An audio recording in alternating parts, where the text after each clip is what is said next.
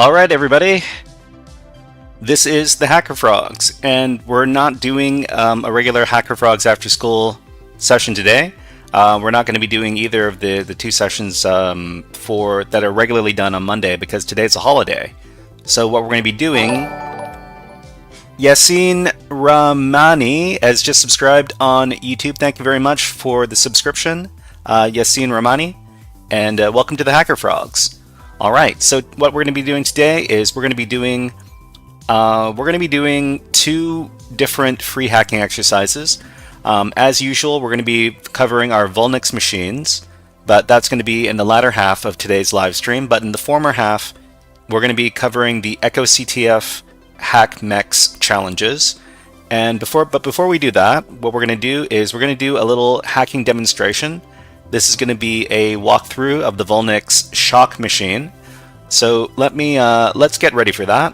So if you're interested, VulNyx is a website where you can download virtual machines to hack against, and you can find it at the link that I just provided in the chat. So we're going to be doing the walkthrough for that machine first, and if you're interested, it is machine number 13 on the list.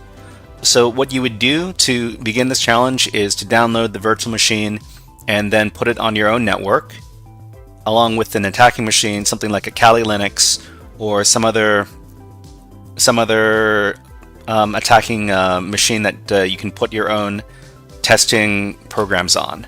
So let's to start the challenge, we first have to deploy our virtual machine. So I've got my virtual machines all lined up in my VirtualBox program. So let me start that one up. This one is called Shock. Oh, I don't have it. I don't have it on my. I don't have it. Okay, so I'm going to need to download it. So I'm going to be downloading it off screen. So just a second. So just for fun, we're going to play a bird video on here while I do the off-screen stuff. So you can watch. We can watch this little guy. Let me just check and see if I have it in my virtual machines directory. So this is a Stellar J. I think the Stellar J is a newborn. It's just having the time of its life, eating up peanuts over here.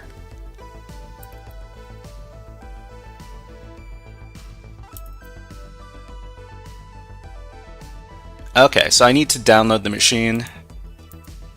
I'm going to do that right now.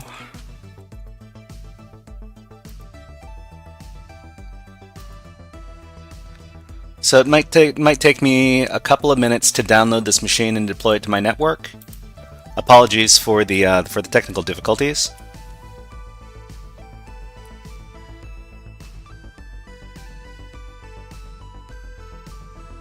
And that's an eastern gray squirrel. This is a big one.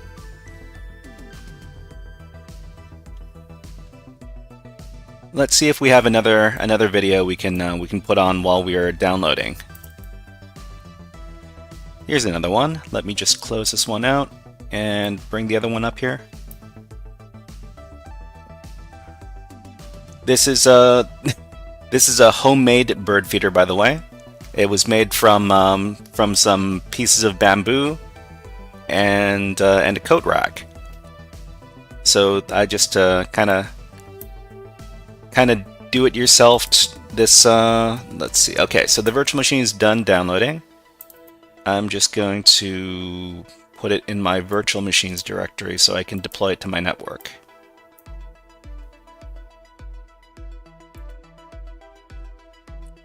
Particle to do. Hello, Particle to do. How are you doing? I saw you in. No worries about the caps. It doesn't bother me too much. But let's see. Just need to deploy this to my network. Yeah, I'm also doing great. We're just going to be doing a lot of free hacking exercises today because today's a holiday, and that means I'm not going to be doing my regular HackerFrogs after school classes today. So this one, let's see. I'm just installing a virtual machine that we're going to be hacking against. So this one is called Shock. There we go. Okay.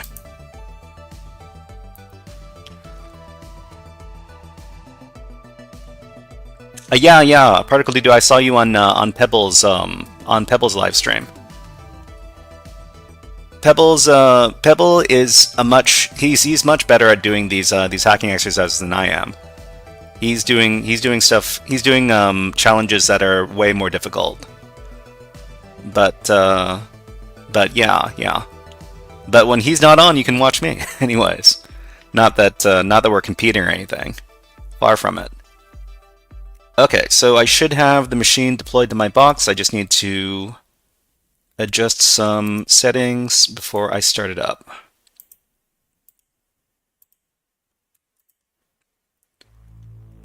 Okay, so let's start up that box. We'll close out our video here. And you can see that the machine is starting up over here.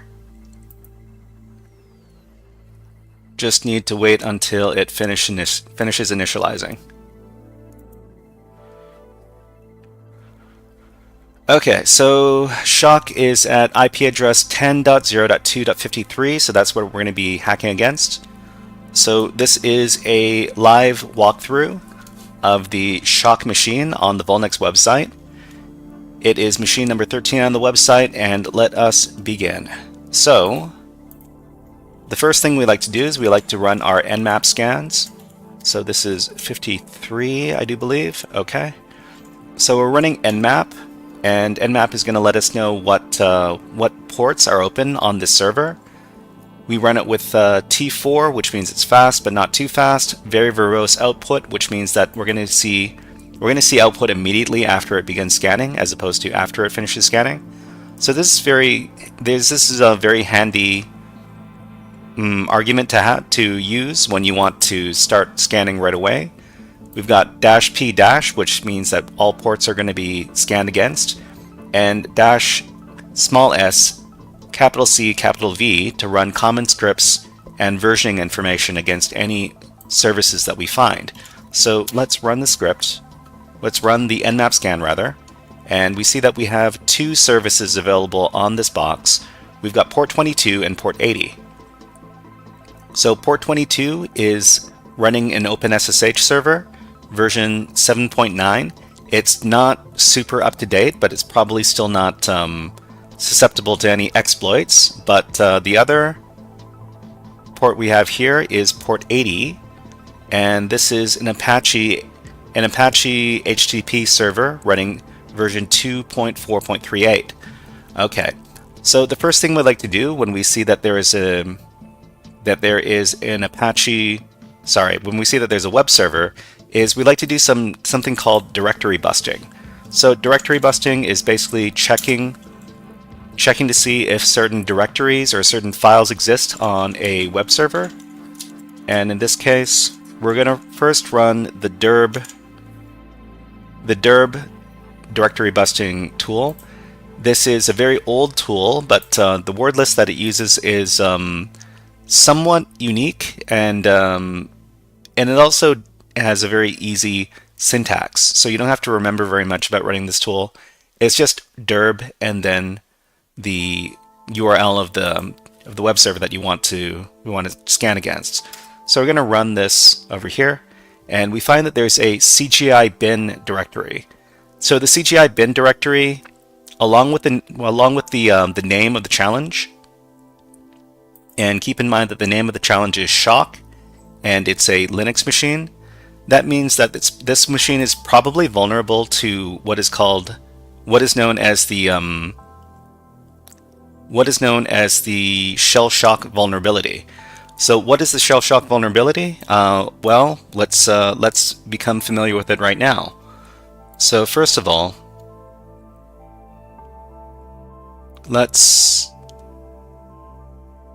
I need to upload a file to my GitHub first.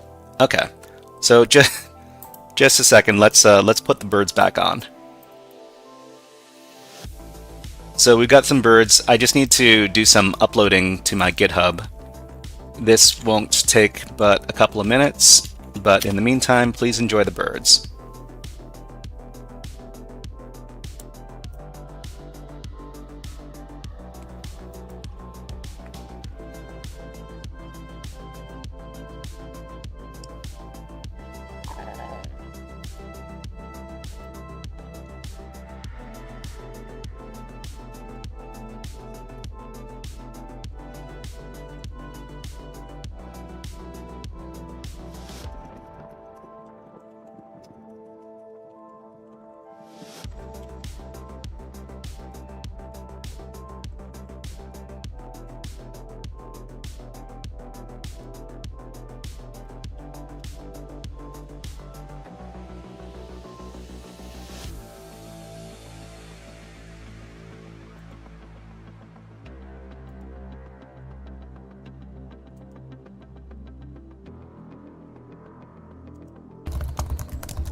Thank you very much for following OTH main 5450. Thank you for following on Twitch. Just a second, I'm just uploading a file right now, and then we will get on with our walkthrough. So let's see.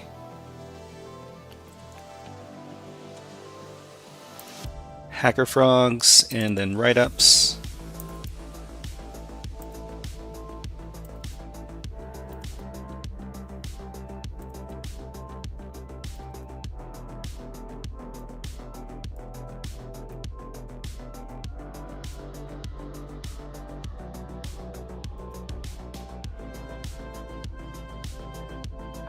Okay, so I've got my GitHub stuff all uploaded now, so we can continue.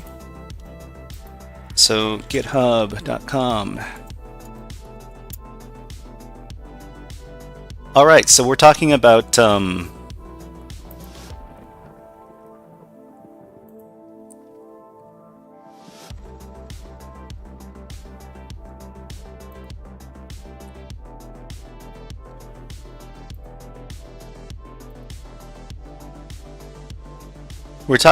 the shell shock vulnerability. Shell shock is a well-known vulnerability which was discovered in 2014, and it takes advantage of the bash shell, which is a very common program on Linux and Unix devices. Attackers can use shell shock to execute commands on a vulnerable device by communicating with it via the following channels. So either CGI-based web servers, SSH servers, email servers, and miscellaneous other services.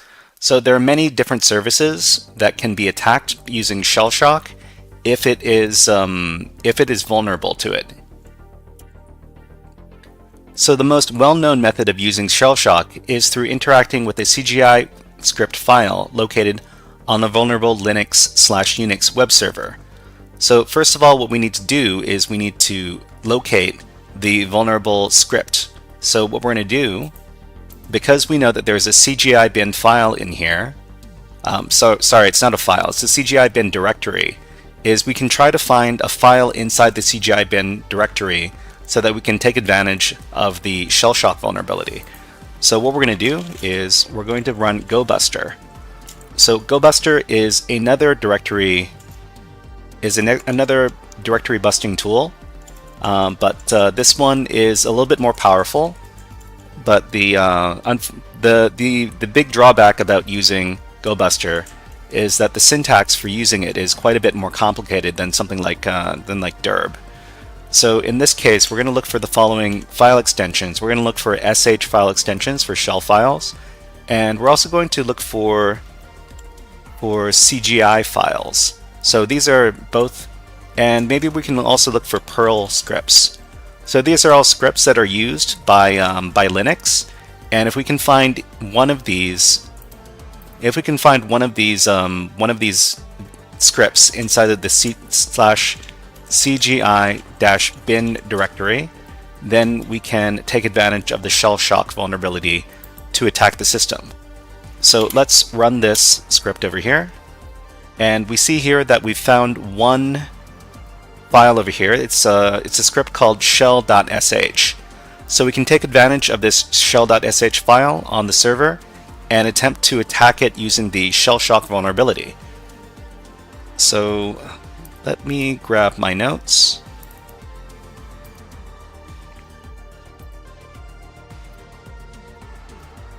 Okay.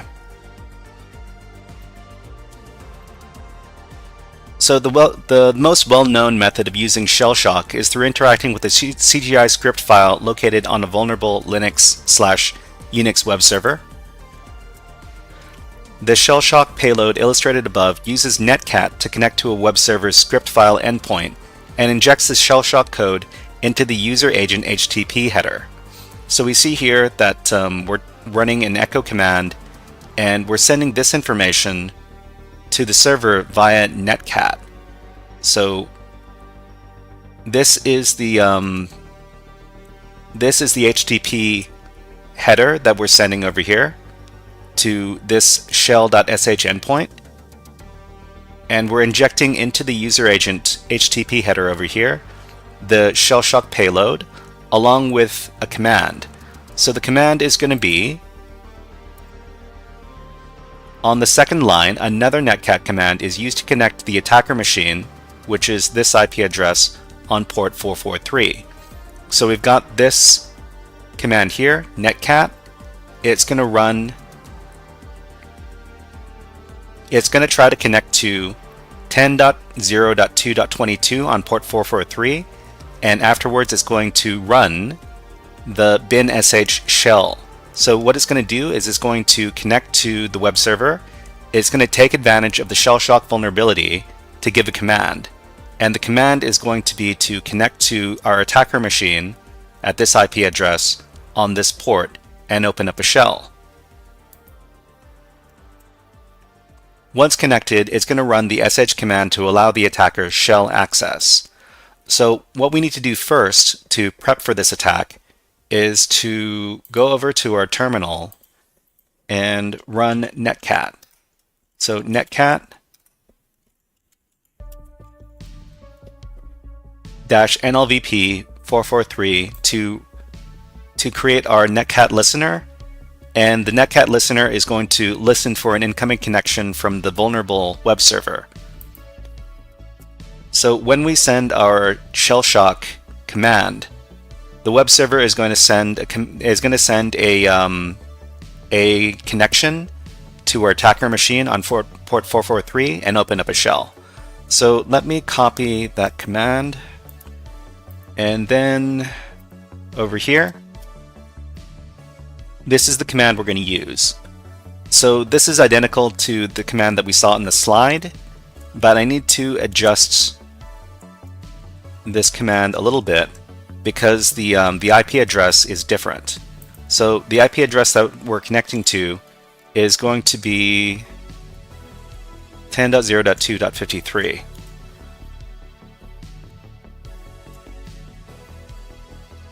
So this needs to be adjusted. Okay.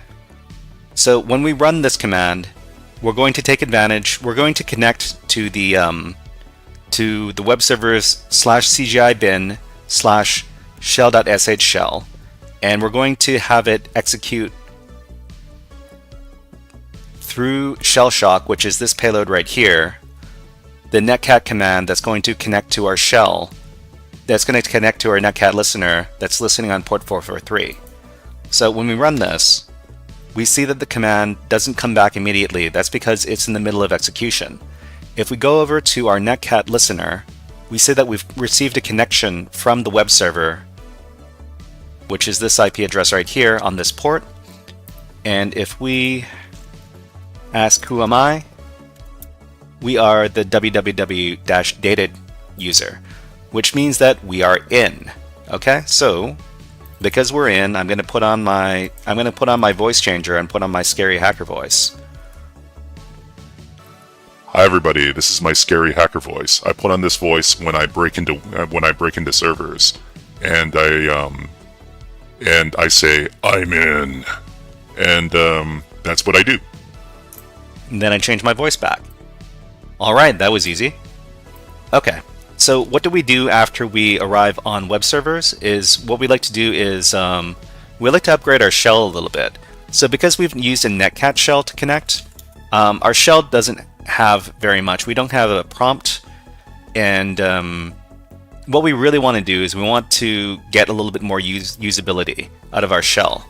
Particle to do says we do privask. So we're going to do privask, but we first have to upgrade our shell. And what we need to do is we need to figure out which version of Python is running on the system, because we're going to be using Python to upgrade our shell. So we're going to run this Python command right here. So we're going to import the sudo terminal module, and then we're going to do a certain function from the pty module, which is spawn a shell, which is going to be bin bash. Okay, so now we have bash 4.3. Interesting. So if we take a look at the host name, we see that the host name is shock, and now we can do our privilege escalation. So the first thing we want to do is we want to find out what commands we can run as the super user, what sudo permissions we have. So we see here that we do actually have some sudo permissions as the www data user. This is kind of unusual because this www data user shouldn't have too many privileges outside of running the web server, or running the website rather. But we see here that this user can run as the will user with no password this program right here, which is called BusyBox.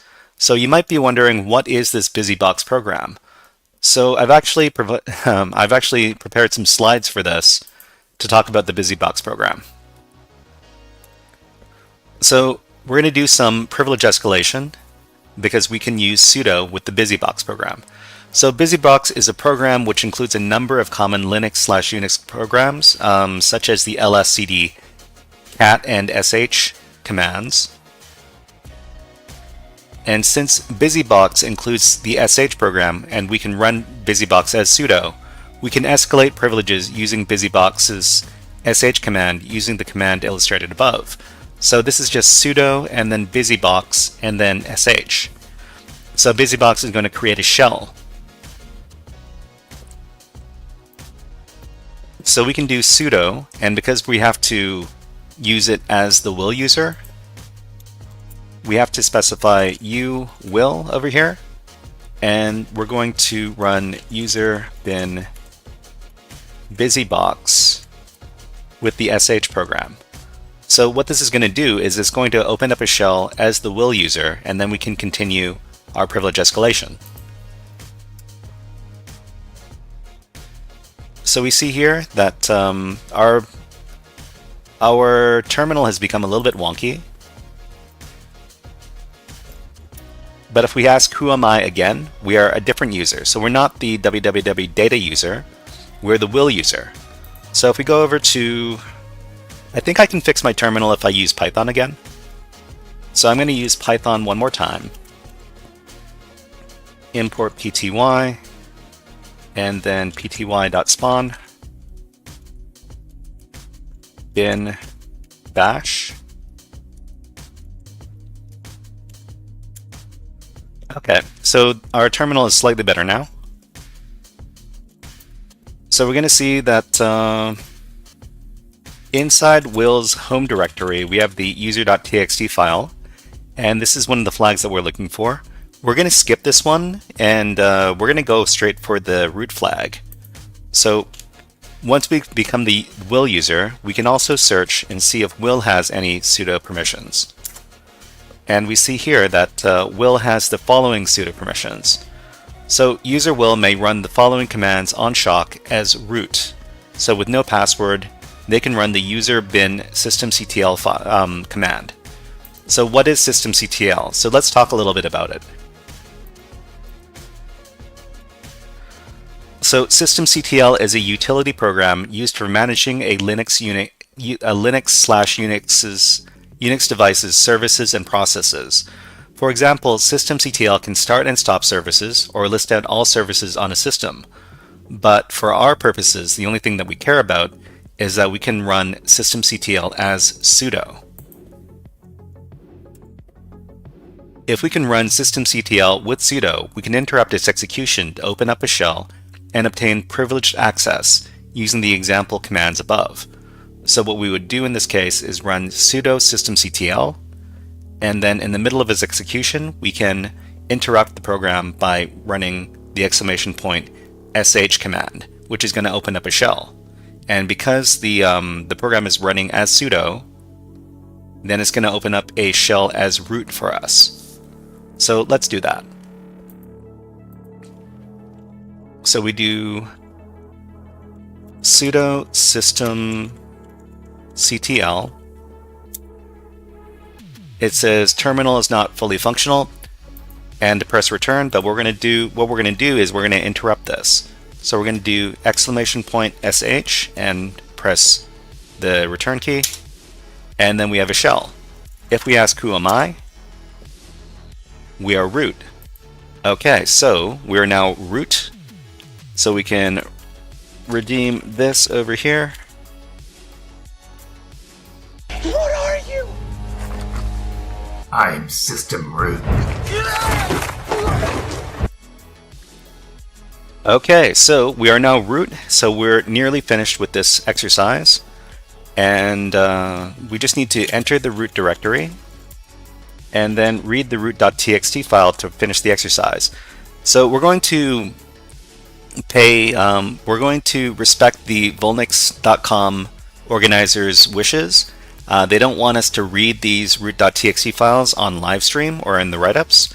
So what we're going to do is we're going to cat root.txt but output it to a file called iReadRoot.txt. So as we can see here, because the root.txt file and the iReadRoot.txt file have the same size, and if we do md5 sum on both of these files, we see that they also have the same hash. So that means these are the same files, and we've effectively read the root.txt file, which means we've finished the exercise. Alright, so that was the shock machine from the VulNyx.com site. Thank you very much. So if you learned something from this walkthrough, then I'm happy, because I'm here to help people learn about more about beginners CTF stuff, more about beginners hacking stuff. All right, so let's finish this out. I'm going to delete the iReadRoot.txt file, and then I'm going to get out of here. So this is the output of the systemctl command by itself. It basically lists out all of the services that are running on the system, but in this case, we just want to get out of here. Okay. So for the rest of for the next hour and a half, what we can do is we can start hacking against the EchoCTF. Drywall Stains is now a HackerFrog. Thank you very much, Drywall Stains, for following on Twitch. So what we're going to do is we're going to hack against another website, which is the EchoCTF website over here. EchoCTF is a great CTF platform. If you want to hack on EchoCTF as well, you can access it via this link right here. So I think I need to log in to my EchoCTF account, and that means I'm going to have to grab the password for it. Just a second, everyone. This shouldn't take very long. I just need to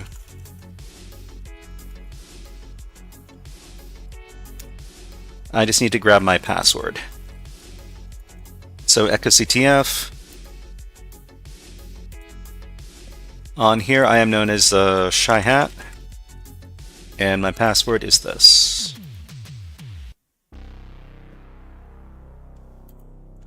Okay, so the EchoCTF website. Oh, sorry about that. A bit loud. Okay, so the EchoCTF platform is a platform where you can hack against different machines on their website, And you can, after you've logged in, you can access the challenges via the challenges button over here. So they've got a bunch of different, no, not challenges. Well, we want to go over to the targets section. And not even the target section. In this case, we're going to be doing some networks. Sorry. So we're doing networks over here, and there are a bunch of networked computer systems on different networks, which are where the challenges lie. And the ones that we're going to do today are going to be these ones over at from the MEX CTF. So this was from the MEX CTF event. I don't know too much about the event, but we're going to try to do some of the challenges from there. So if you're interested in also participating, you can go to the following link after you've logged into your EchoCTF account. Okay, so let's see if we can solve some of the easier challenges in this list of different challenges. We're going to grab the easiest ones. So let's see. Okay, so there's only one easy challenge. So we'll try connecting to this one. So it says system currently powered down, go to the target page to power it up. All right, so let's go to the challenge page here. So the target is currently powered off, connect to the VPN to be allowed to power the system up. So we need a VPN connection. Do we need a VPN connection?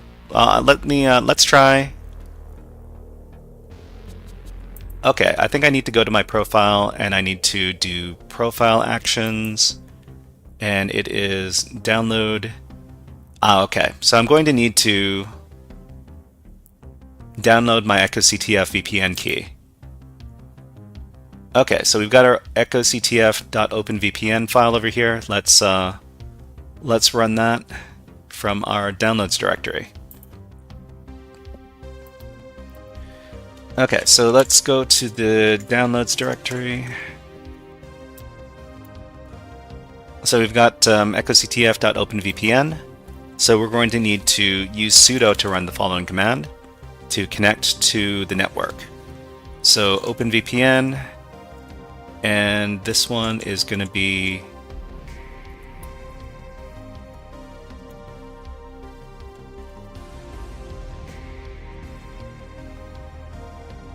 and this file is EchoCTF.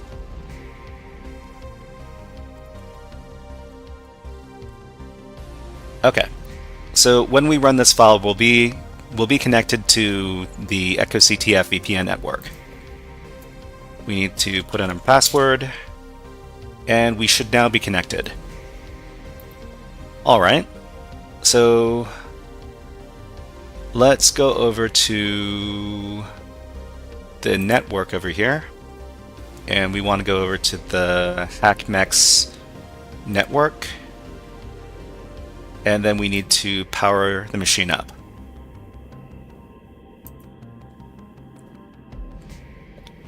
So this is the WebAmuck challenge from EchoCTF's MEX CTF challenges.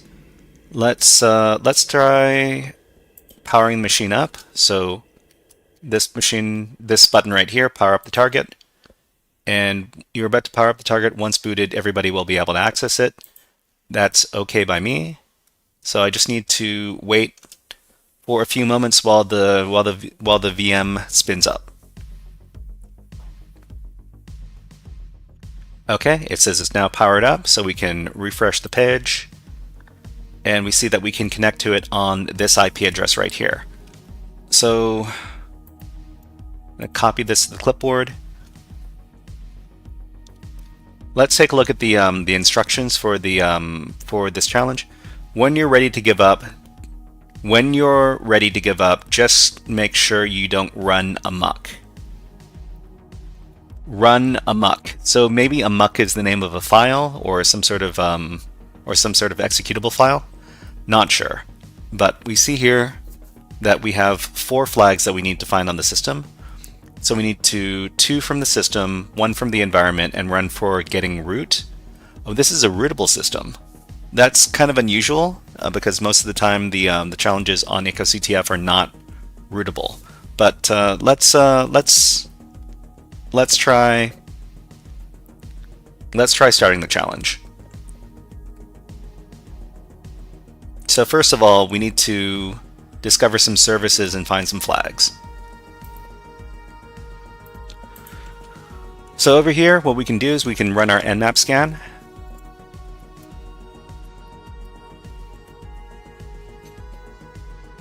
And the Nmap scan is going to be against this IP address right here.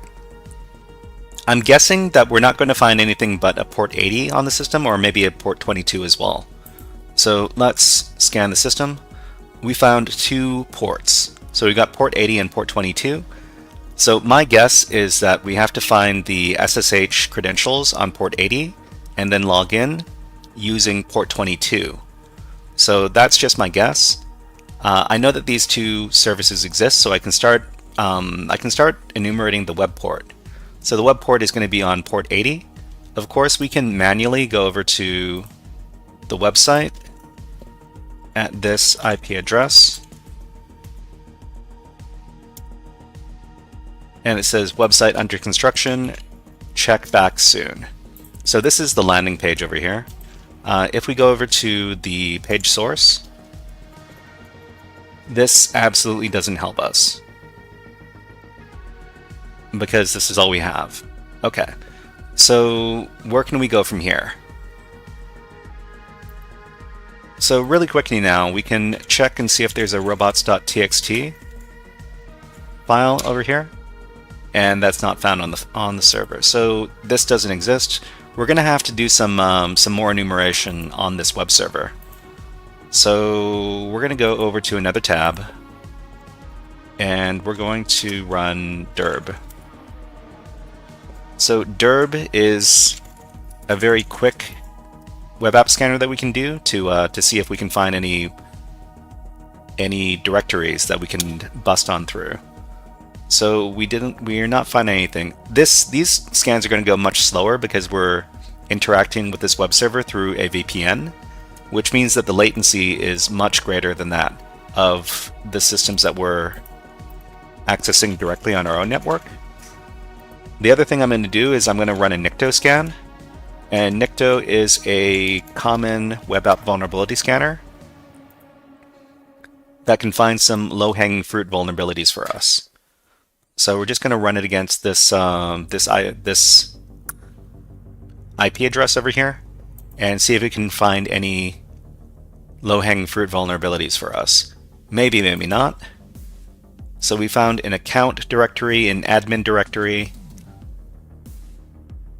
Okay, so this means that we can check out these 2 endpoints.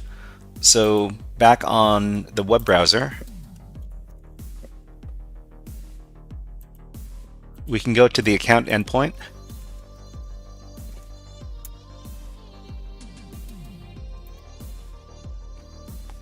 Oh, webamok.echocity.f.com index.php. Okay, so I think what we need to do is we need to add this domain to our etc host file. So the etc host file is going to, on your Linux system, is going to hold, let's make another tab. So many tabs. Okay, so the etc host file is going to sudo nano etc hosts. This is going to have all of the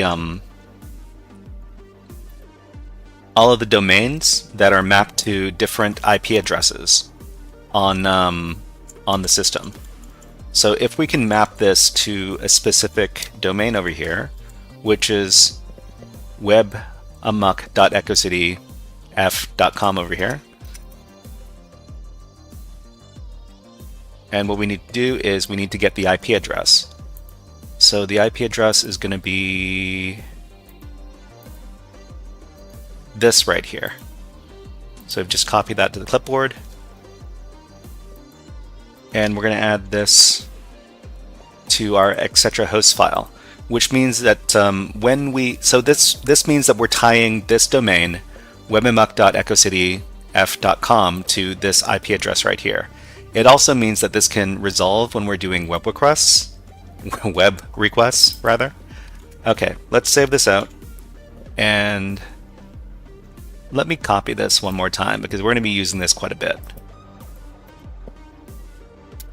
Okay, so now that we know that there's a domain associated with this IP address, we can go back here. We can, instead of scanning the IP address, we're going to scan the domain, which is this. So this is probably going to get us better results.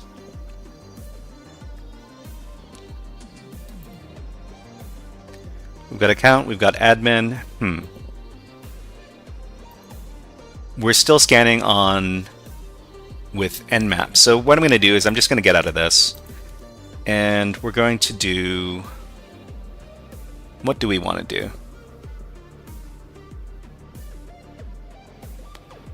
I think what we want to do is we just want to go over to this address. Okay, so webmmuck.echocityf.index.php is this website under construction page.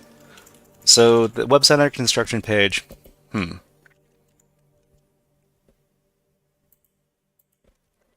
Okay, so what can we do from here? webmmuck.echocityf.com. We can do some, a curl request, and inside the curl request we might have a flag. So the curl request is going to be to this domain right here.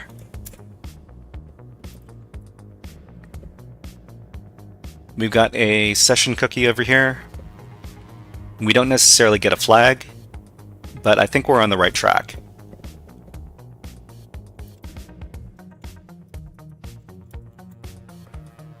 Let me move into my temporary directory.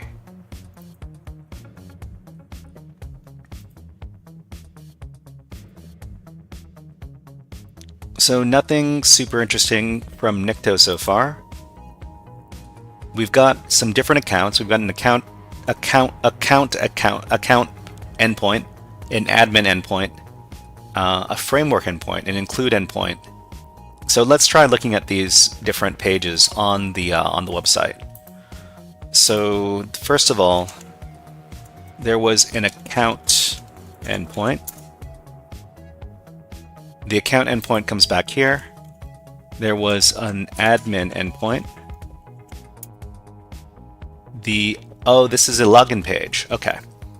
So we've got a login page here. So on this login page, let's take a look at the source code. So onload document.login username focus. What is this? And we also see here that there's a there is this CMS that's being used. It's called Way Better Content Editing. So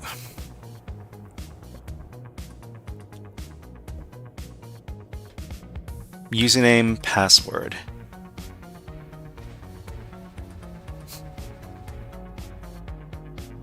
Okay, so first of all, let's go back to the page. WBCE. So this is the name of the CMS that's being used. Login, password, login. So we put test. We can put test again for the password, login. And it says here that login or password is incorrect. Forgot your details? I guess we can go here. Retrieve login details. We've got our email. We need to fill in our email. Multiply 2 and 3, fill in the results, send details. So let's just do test@test.com as our email.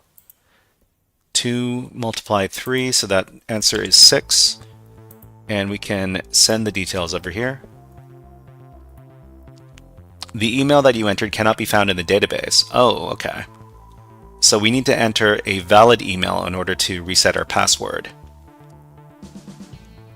Alright, so what we can do is we can Google for the name of this CMS.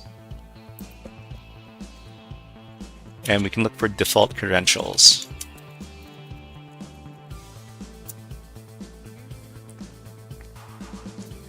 Okay, so we've got a vulnerability over here from ExploitDB. So this is version 1.5.1 admin password reset. We also have a SQL injection. From SQLi to plaintext admin password. To access to the backend, you have to log in either with the credentials that you entered during the installation or the username and password of the website. So maybe there are not default credentials, but we have to use some sort of exploit to solve the challenge.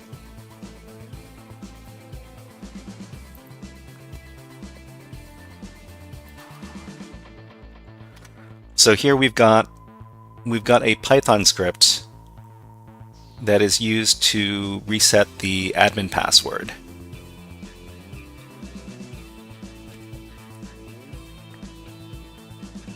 So first of all, we should probably try to get the versioning information for the CMS. And if we go over to the web page, okay, I don't see any versioning information in the source code here. We also have a Wapalizer installed on this web browser, so we can try to figure out what is being used using Wapalizer. So Wapalizer doesn't tell us anything about the CMS, but that's okay. Another thing that we can do is we can go over to the GitHub repository for the WBCE CMS. WBCE CMS GitHub.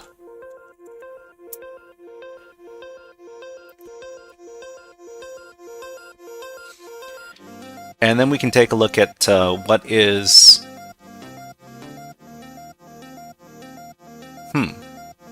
Is 1.5 the current version?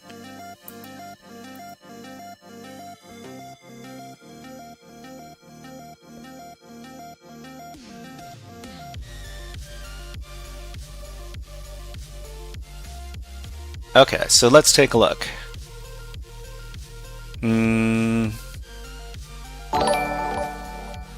Kangvu. Kangvu is just subscribed on YouTube. Thank you very much, Kangvu, for subscribing on YouTube. Welcome to the HackerFrogs. Alright, so we're taking a look at the CMS. What is the current versioning scheme?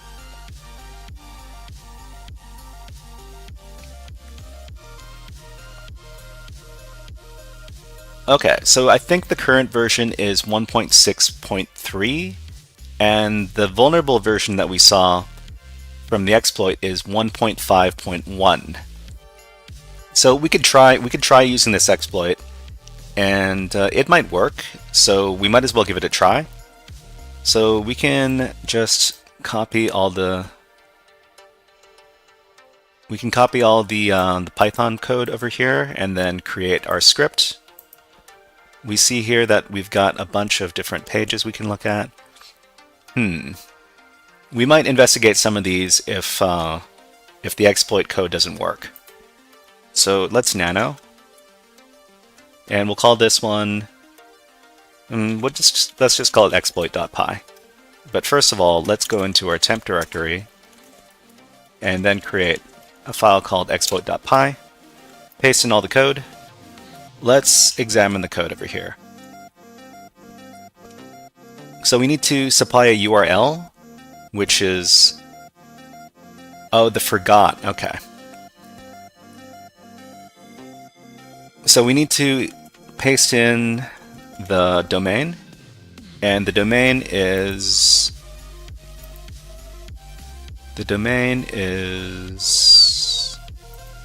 here, webamuck.echoctf.com. So we're going to copy that, and then go back, paste in the domain,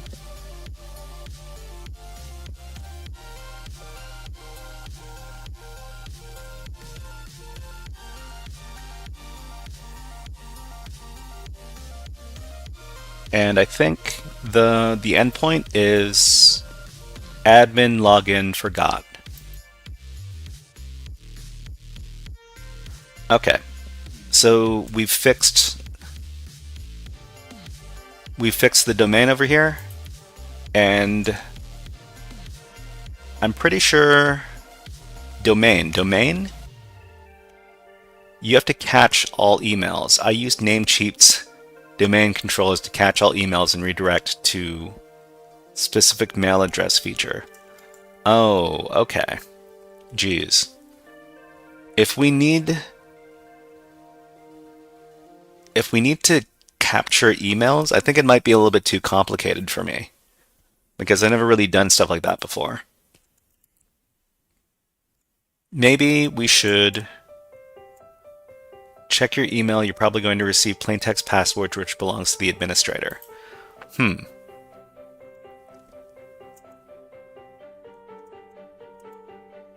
I guess we need to... let me consult ChatGPT and see if it can give us some advice. Hold on, let me save this out first.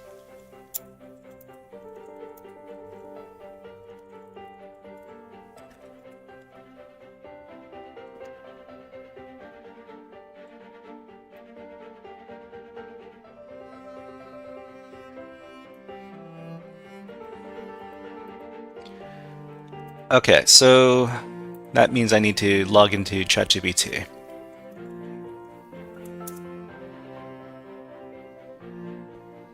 Oh, I'm already logged in. Okay. Let's see.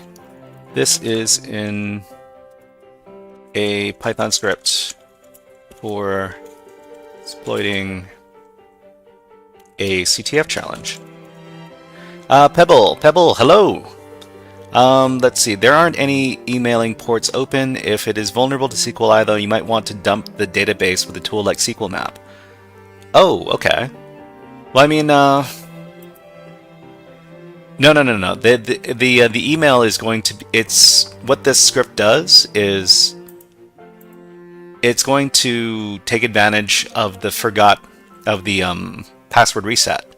So the password reset is going to send an email to a specified email address with the plaintext password, and it's just going to.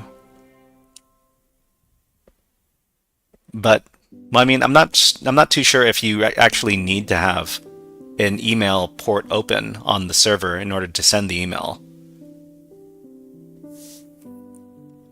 But let me ask. Hey, if you wanted to give this a go yourself, the challenge is EchoCTF Red, and the page is right over here. Not saying that you have to. I'm just you know, spreading the information. There were a couple of other exploits that were listed along with when I was doing my Googling over here. WBCM CMS. So there's also password reset SQL injection. So this might be more relevant. So let me take a look at this.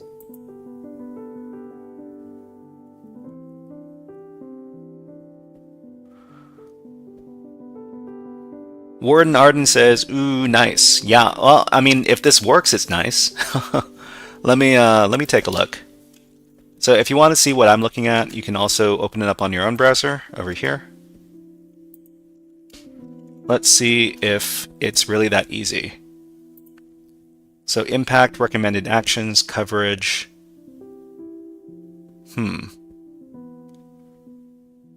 There's no proof of concept code here, unfortunately. But let me look this up. So WBCE SQL injection. Okay, so it's on exploit DB as well. Unauthenticated SQL injection. Okay.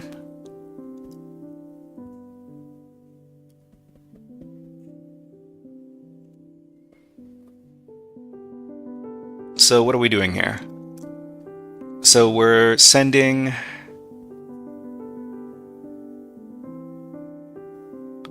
modules miniform ajax delete message.php. So let's see if this endpoint exists on the system first of all. Can I copy this?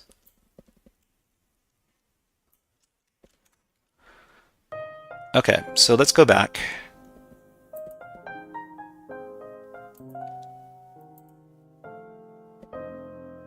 Here. Okay. Let's see if this endpoint exists. Control C to copy. Yup, that's true.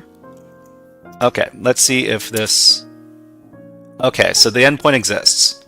So which means that the chances of this exploit working is much higher now.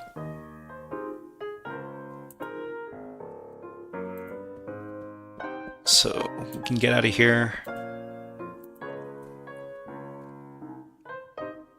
The response is received after 6 seconds.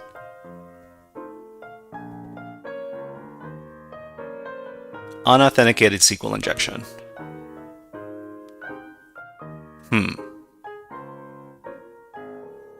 In this file, there is no authentication check. On line 40 of this file, there is a delete query that is vulnerable. An attacker could jump from the query using the tick sign over here. If an unauthenticated attacker sends this request, this one here, the response is received after 6 seconds. Okay, so this is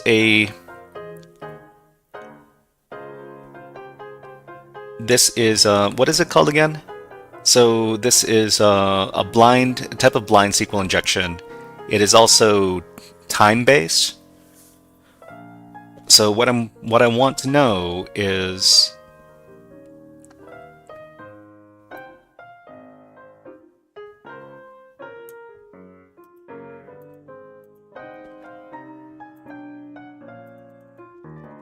what does this SQL command do?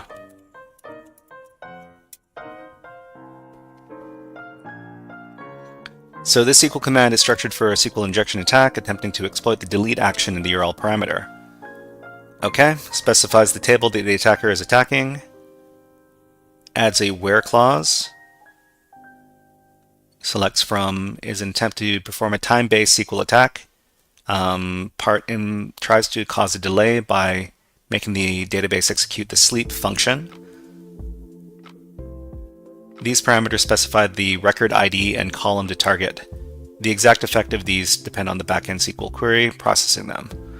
So basically, if we send this SQL injection attack to the server, then it should, if the response only comes back after 6 seconds, that means that the application is vulnerable to SQL injection.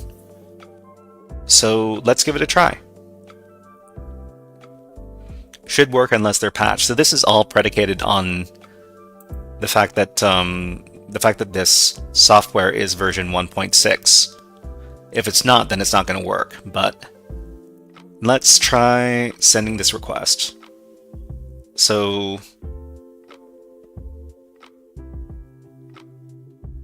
we have to send it to post modules. Okay, so I think I can get.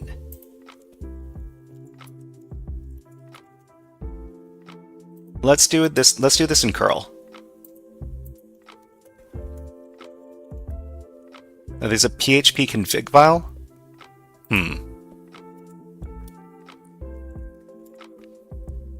I'm kind of interested in the PHP config file.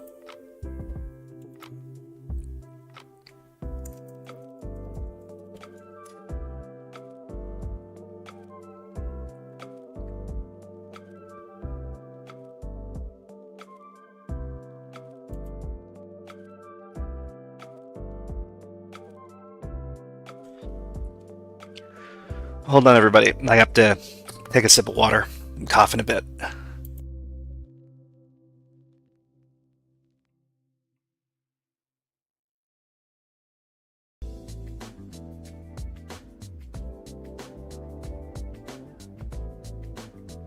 Okay. Let's see if there's the config.php.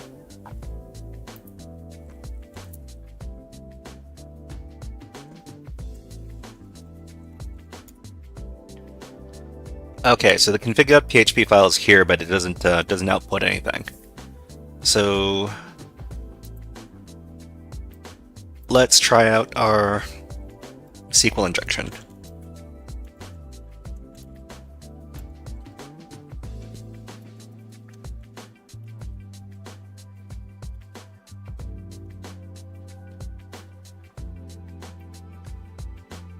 So where are we? So this is the data we need to send, action delete, etc., etc.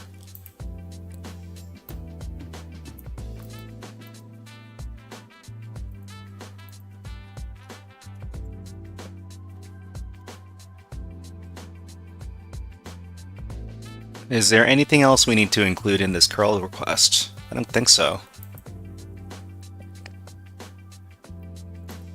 Well, let's give it a go.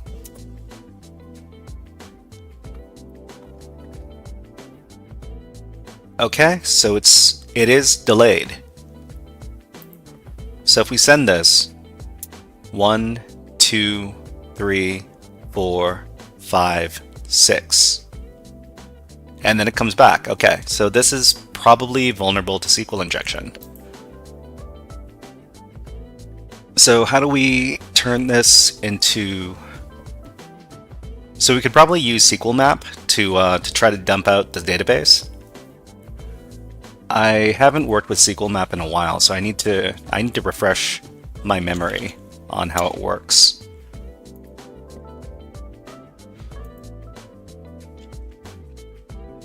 So what I think I'm going to do is I'm going to try recreating this in Burp Suite,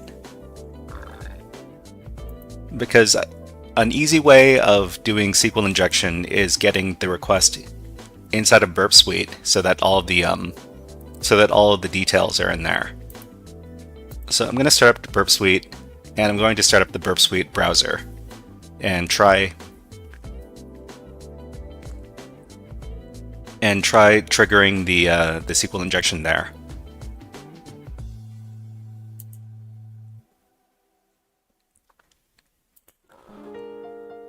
So I need to start up the browser,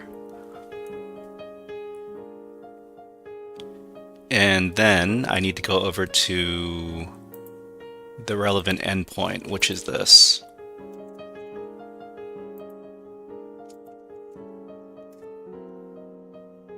Okay, and then we can go back to Burp Suite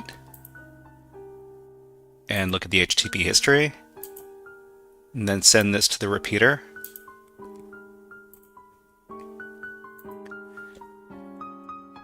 So in the repeater, we're going to send a post request to this endpoint and supply the data that is what we need for the exploit here. Okay, then go back to Burp Suite, paste in the data, and then send off the request.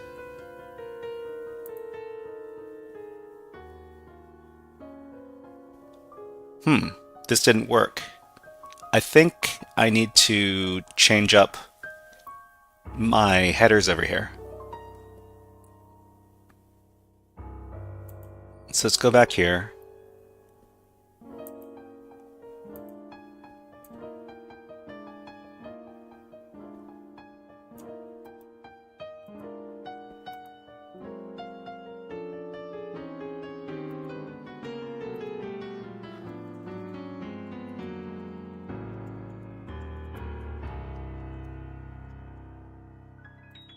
Okay, and then try one more time. So this is should be a post request. Modules, miniform. Let me double check.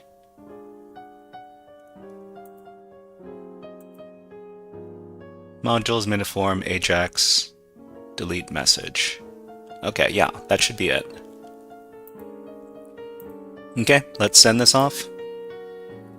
It says bad request now.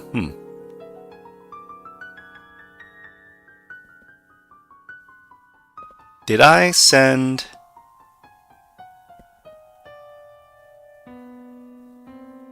Should this be part of the...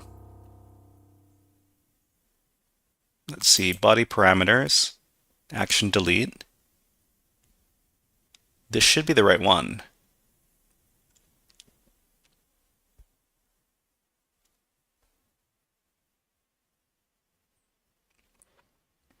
I wonder why this comes back as a bad request now.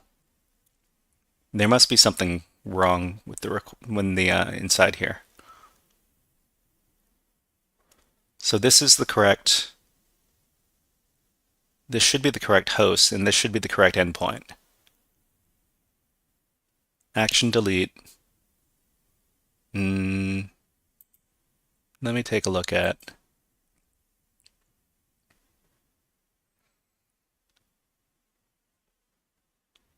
Post. Okay.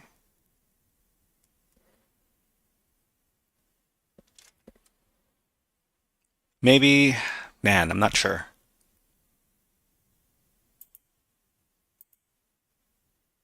Post.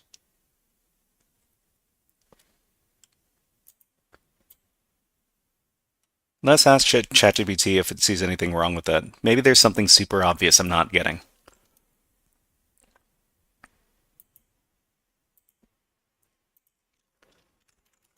This is the post request I am sending in Burp Suite to activate a SQI injection attack. Is there something wrong with the request headers? Is there something wrong with the request? And let's just paste this stuff all in. Okay. The request looks mostly correct, but there are a couple of things you might want to adjust or check. The backtick issue. What? This might not be necessary. URL encoding. Please make sure that all special characters in the SQL payload are properly URL encoded. It appears most are encoded, but double check any other characters if needed. Ensure that the spaces are encoded as plus or %20. Server handling. Some servers or SQL injection databases may block time-based injection. Okay. The spaces. It might be the spaces. Request validity.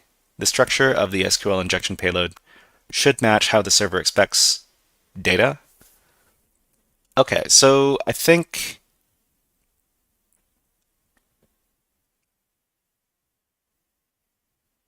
we might need to URL encode the entire thing. So let's go ahead and go to a URL encoding site, urlencode.com. Nope, URL encode. I'm pretty sure there's a URL encode tool in Burp Suite, but I haven't used it before. So I'm just going to do it like this. So let's just grab all this stuff.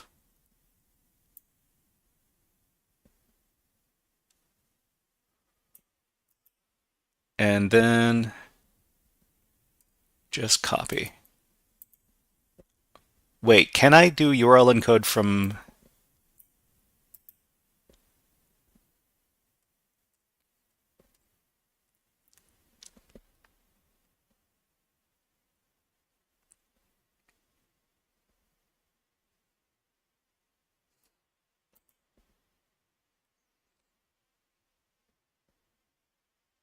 No, let me try.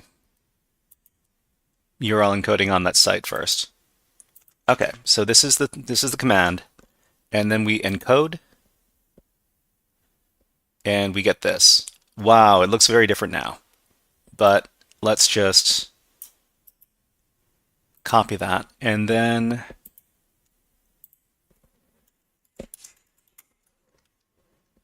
paste it in. Let's try this again. It's still, the browser sent a request that the server could not understand. So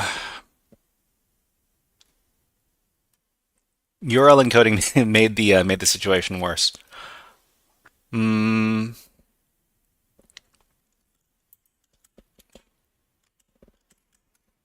Okay.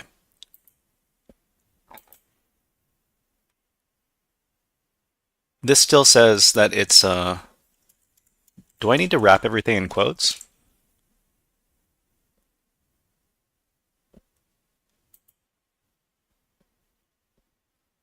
Bad request, browser sent a request that the server could not understand. I'm not sure why it doesn't work here in Burp Suite, but it does work when I send it through curl.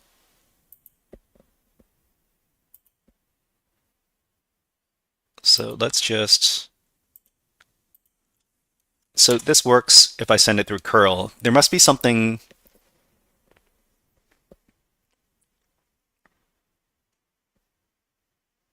there must be some little difference between the way curl does it and the way Burp Suite is doing it.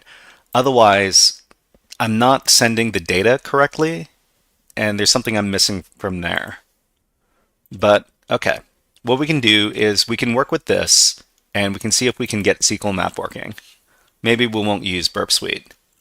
So let's just leave this in this tab, and in another tab, we can start using SQL map.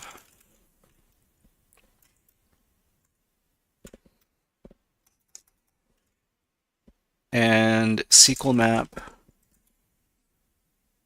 I've forgotten all about how to use SQL map. Let's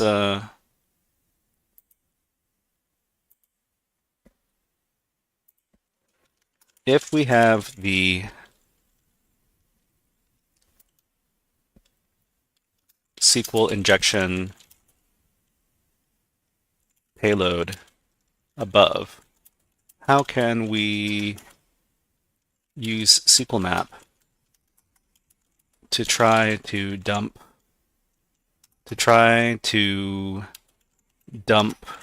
the database table contents.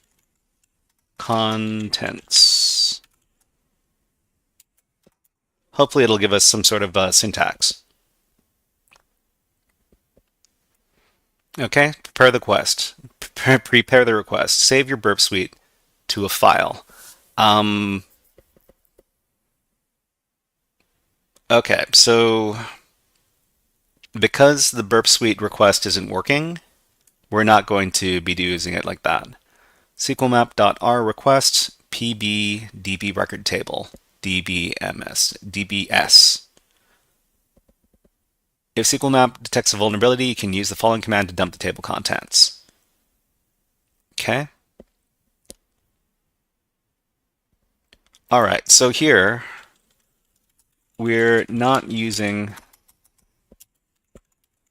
the -r flag. How can we send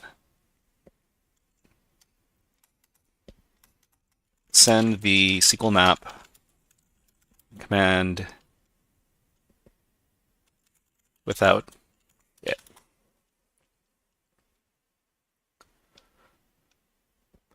All right, so let me put on some music because the music seems to have stopped.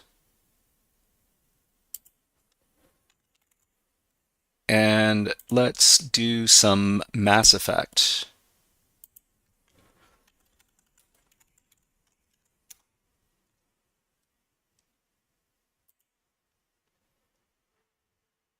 Okay, so I'm going to connect the music to the stream. Just a second.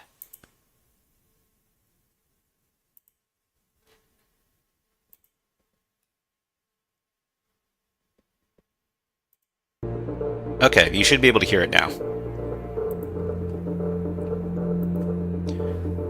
You can specify the injection parameters directly in the SQL map command by using the URL parameters and request type. Here's how to structure the command. Assuming you're... Ooh, that's loud. Let me turn that down.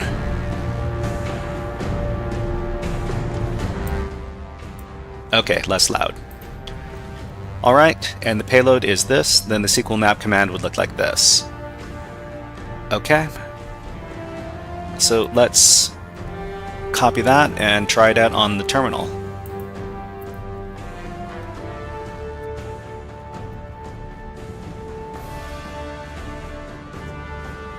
Interesting formatting. Okay, well let's run the command and see if it works.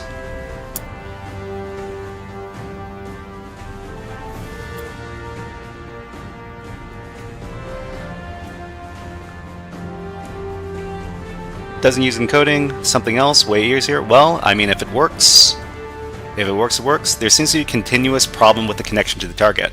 Are you sure you want to continue? Let me see if the connection has reset or not. So, because we're working with EchoCTF, let's see if this is still running. Okay, so it's still running. It says here that we're 33% of the way through. When you're ready to give up, just make sure you don't run amok. So we discovered the services. That, I guess that's oh, Pebble. Pebble's working too. Okay. Pebble is probably going to solve the challenge before I get finished, but we'll see. Okay, so the target will shut down in 17 minutes. Okay, so I guess we're running on a clock.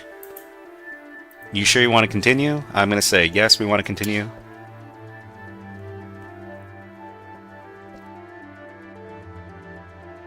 So we're testing some different...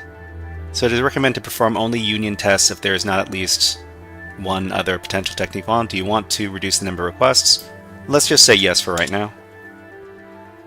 Let's see. So the encoding is very antiquated. Pebble is a known cheater. Just kidding. Well, you know what? If you're cheating and you're a hacker, then you're doing something right. Well, okay. If you can cheat, and you can probably find a write-up for this machine online. Not that I'm saying that he would, read up a... Okay, so is there something... Warning, your version of SQL map is outdated. Okay, let's... Oh, wait, what? Enrique JJ is now HackerFrog. Thank you very much for following, Enrique JJ. So post parameter DB record table does not seem to be injectable. Okay, set the cookie.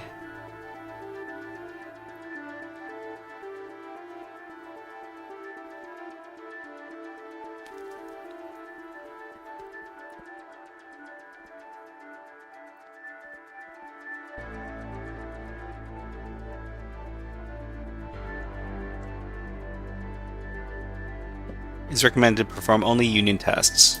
Do you want to reduce the number of requests? No.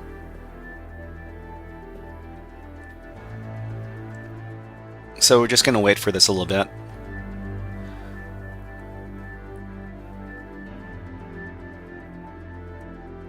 Connection reset the target URL.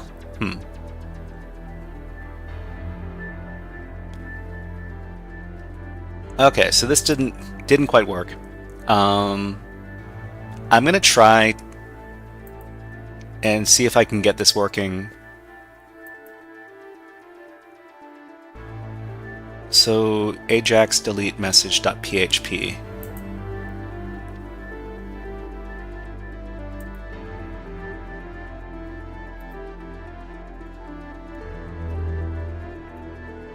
Let me go back to the payload.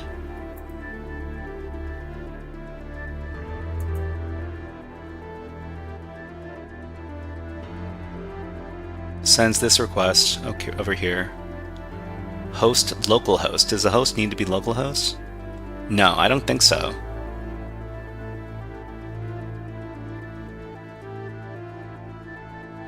And this does look like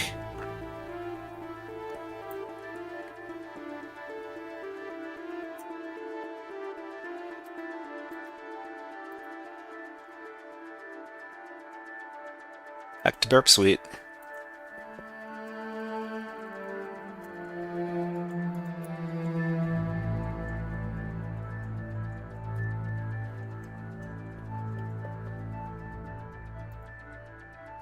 And it still calls this a bad request. Action equals delete, and DB record miniform data over here. Bad request. Your server sent a request that the server could not understand.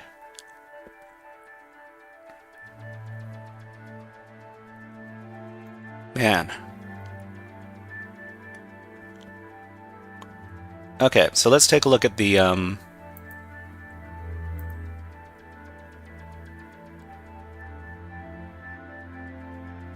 message was not set, success, false. Let's send this to repeater again. Send this request. Message action was not set.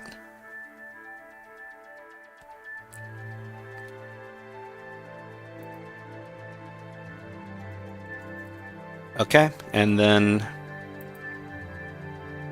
we're going to grab this stuff.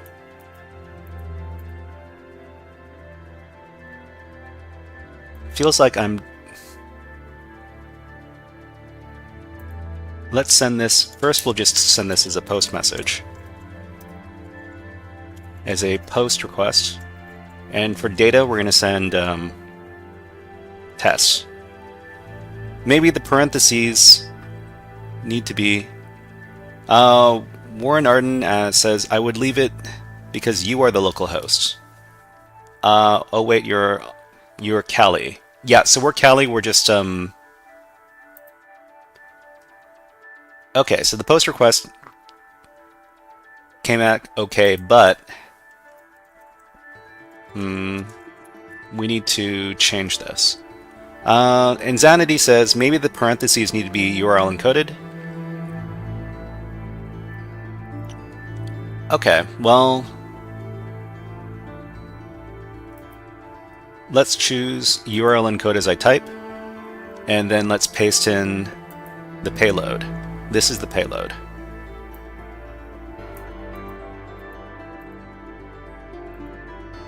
And then paste it in.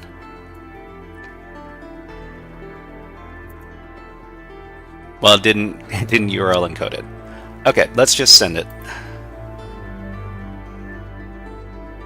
Wait, this time it went through. This time it went through, message action was not set, success false. So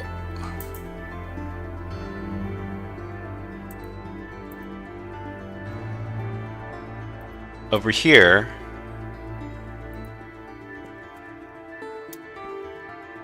when we send it through curl,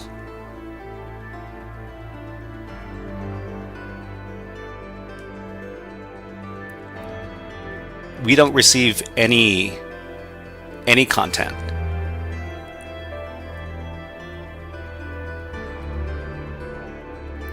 It be like that sometimes. Yeah, okay.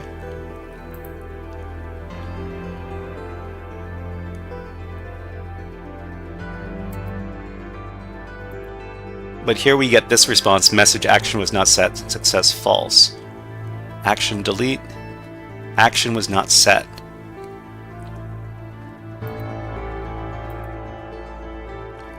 Action was not set.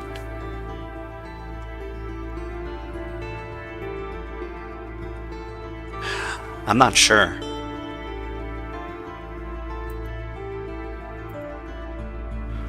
Okay, so the other... Man, if we have to... Okay, so let's go back to the drawing board. So the drawing board in this case is trying to...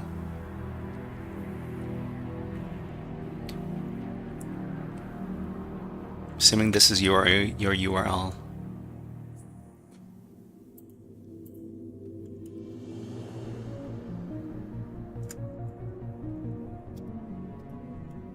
So this is our data.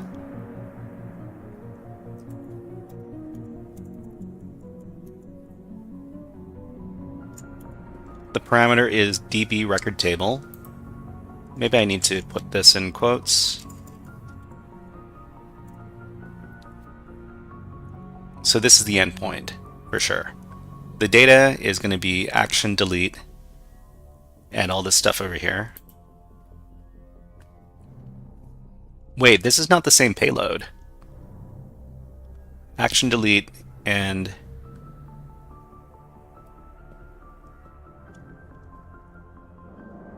let me grab the payload and plug it in. This should be the payload right here.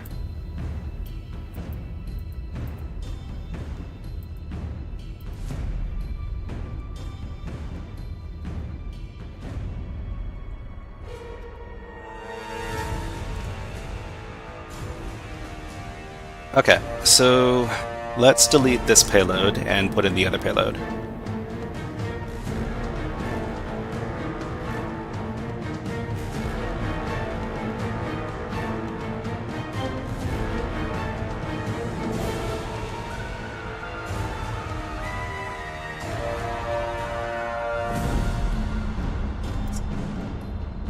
Okay, so something went wrong here.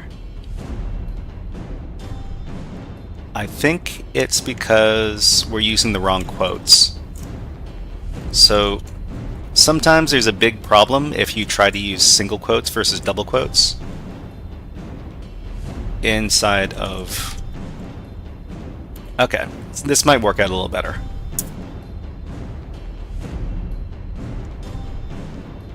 It appears you have provided tainted parameter values. Are you sure you want to continue? SQL map could have problems. Let's just say yes for right now.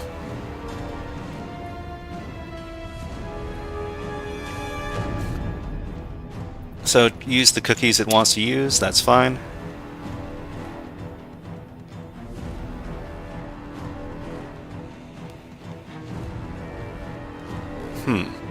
There's an error checking the stability of the page, lack of content. Might not be injectable. Post parameter DB record table.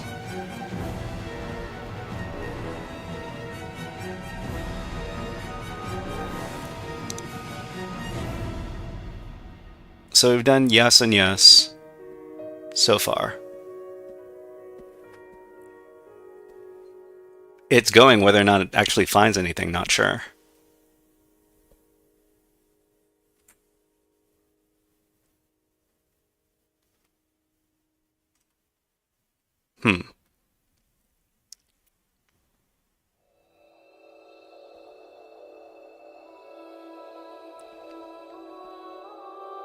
Let me take a look. So let's see. So the URL is this.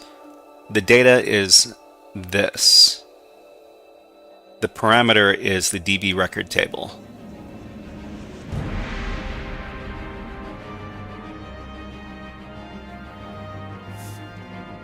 I need to check to see if the instance is going to stay up, because I don't want this thing to shut down. The target will shut down in 5 minutes, so hopefully we can get this done in 5 minutes. I think we might be able to add time. We can also restart the target, so let's not restart the target yet. Okay, so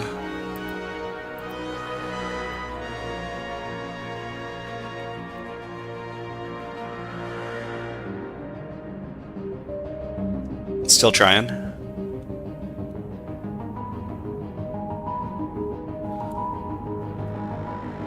So let's try to better understand what is going on. So we're sending this action over here, delete.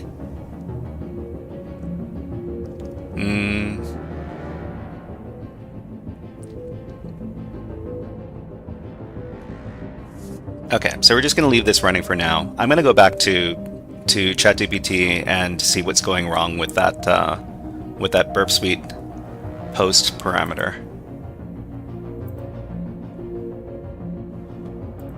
Okay, let's Suppose that we want to re-examine that burp suite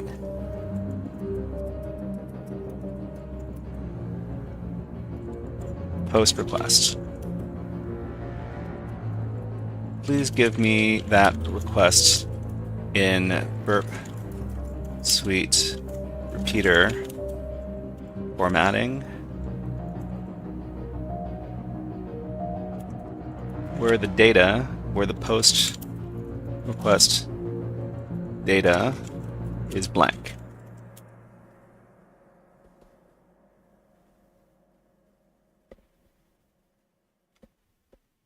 Okay, so it says it would look like this.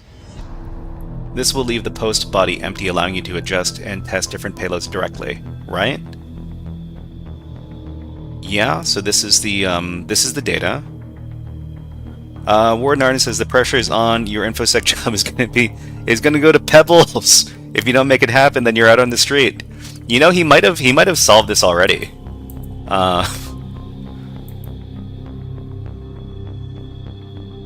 No, he hasn't. Wait, let me reload the page.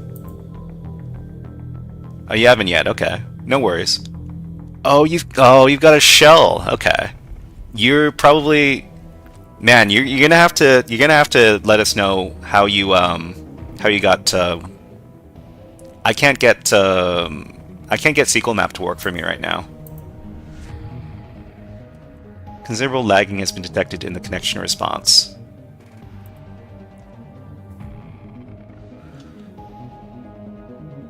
So let's just go back. Action equals delete. Pebble says I don't have a shell. The connection is really bad, so SQL map is bugging out. Well, SQL map can really mess with servers because SQL map sends like a lot of requests. Manual SQL, no. This is a time-based SQL injection. If you do this manually, you're gonna drive yourself insane. This is what SQL map was made for. Okay, so test with different data. Simply add your parameters below.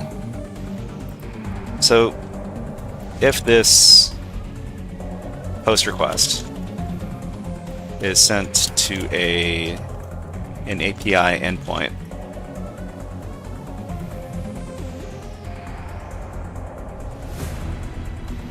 is this the correct syntax for sending post data?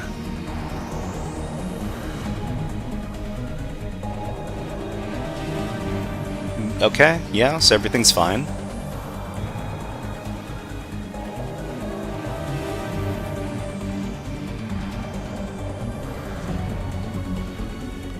The endpoint path should align with the API's expectations.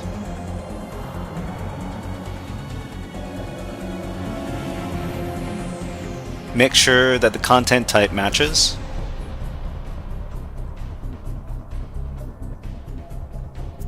This request should work if the API expects URL encoded data in the format. Alright, so anyway, let's try copying this. And we'll paste it into Burp Suite.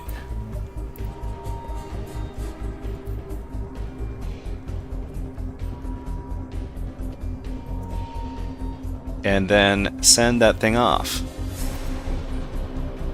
Okay, now it works. So now our Burp Suite request is working. It's going to take 6 seconds for this to come back. 6 seconds. Failed to connect. Whoa! It failed to connect. It failed to connect again. System shut down. Okay, we're gonna need to restart it. So let me restart it.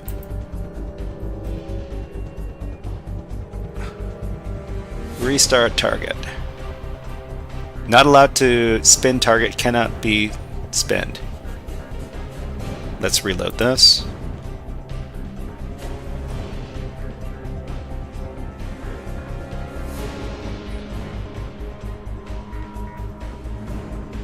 Restart target.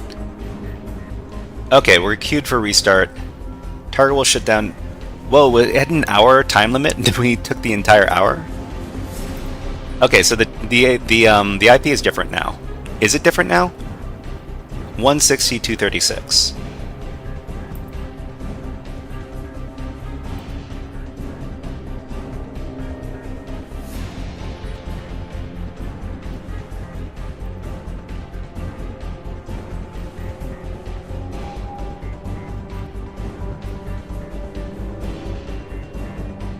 Okay, it should have the same IP.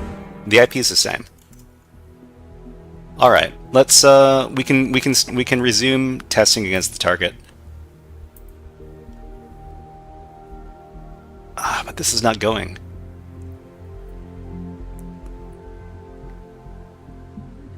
Message Ajax operating failed. Success true.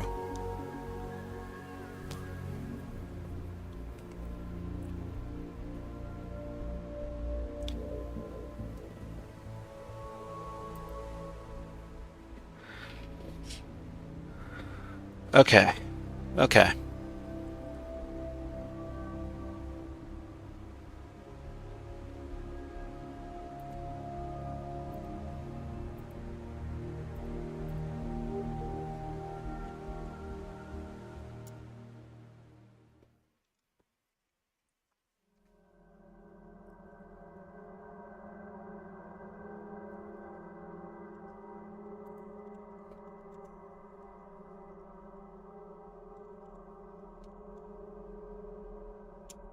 So I'm going to restart this because parameter DB record table.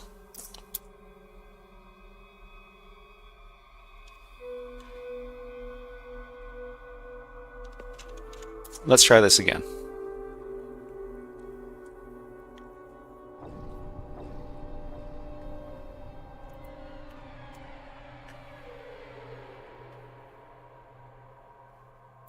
Okay, so another thing we could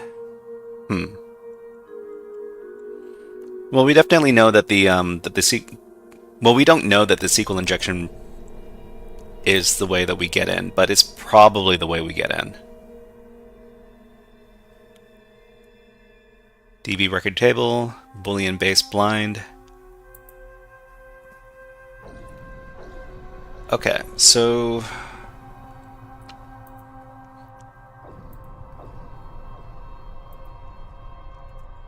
if we're using SQL map and we know that the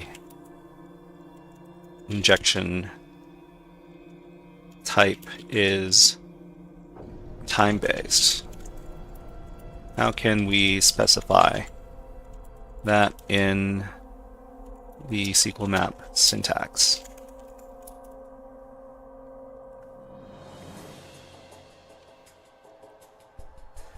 Dash dash technique equals T.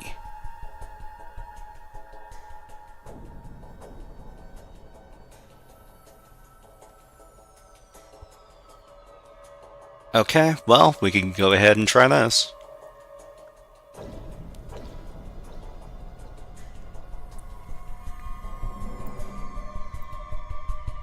Let's get out of here.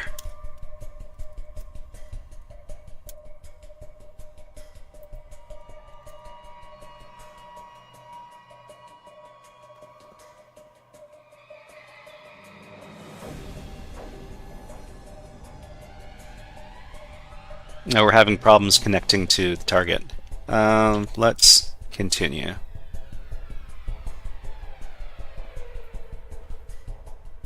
Okay, so post parameter, this does not seem to be injectable.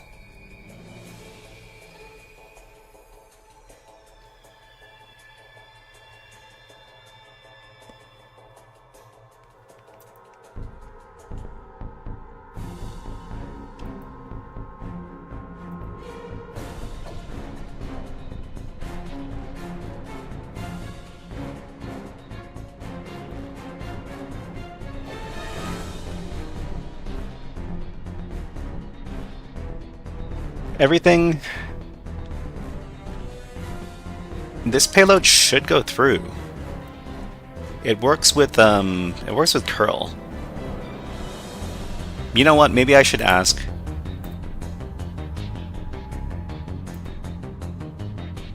how can I turn a curl request into a... Okay, the question is, how can I format a curl request so that it works in Burp Suite repeater?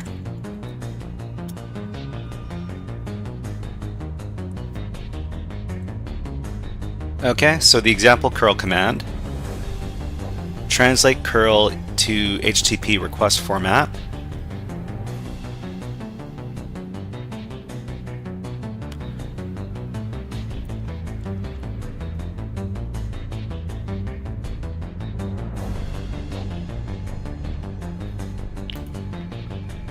I have a valid curl request. It looks like this.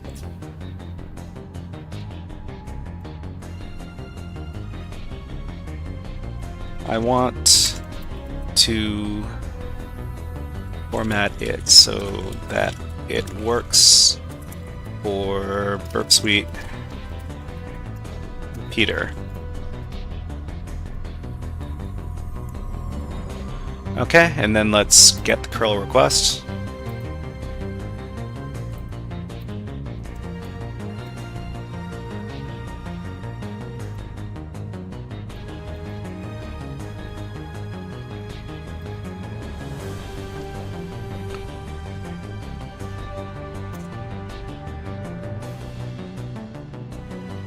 Follow these steps. It errored out, regenerate. To convert this curl request in a format that can be used by Burp Suite Repeater, you need to write it in HTTP format. This is how you do it. Curl command is this. Converted to HTTP format for Burp Suite Repeater is this. This looks exactly like... Maybe the content length is the problem.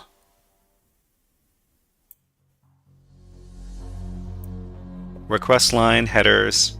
Alright, well let's just copy this. Copy that code.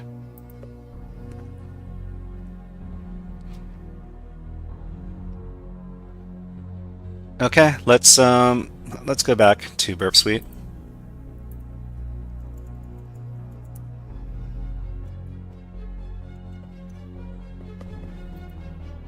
Send this.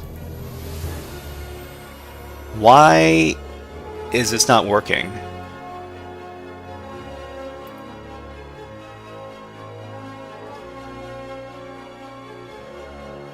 Jug Pearl says, hello, what are we doing? Just came. So we're doing a particular challenge in EchoCTF. We're doing this challenge right over here. And we've got a couple of people in chat. We've got Pebble in chat, who's also working on the challenge. And there's a SQL injection that we're trying to figure out.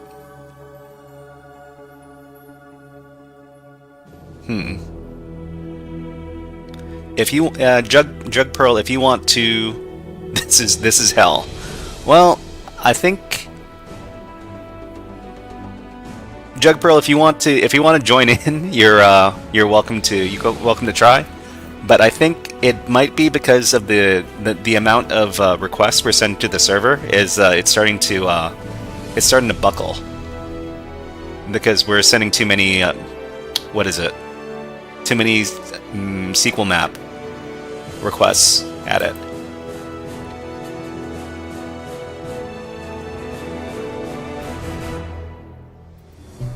But let's see. Copy as curl command. We can save item to file, I think.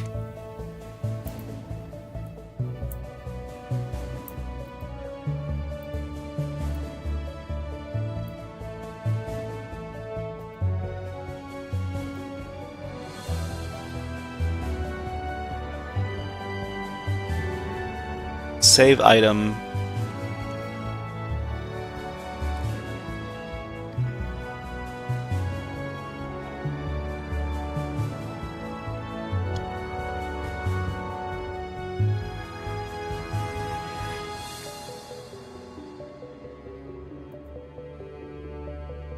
I'm going to save this to the temp directory.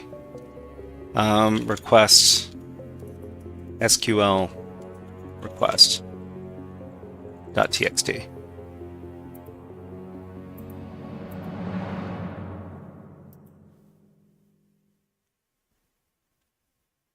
Send. Save item. Paste URL as request. Add to sitemap.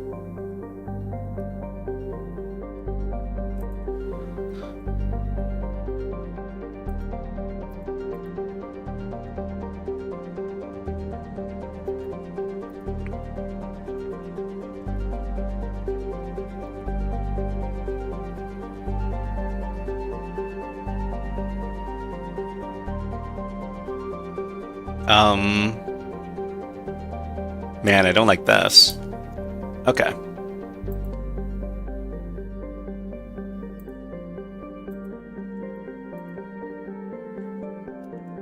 How do we save burp suite repeater requests into a format suitable for SQL map?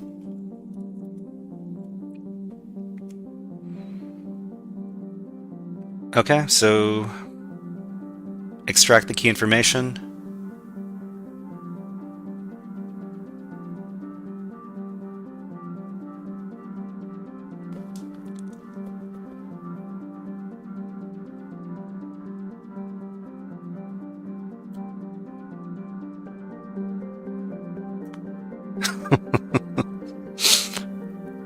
Oh, geez. Okay.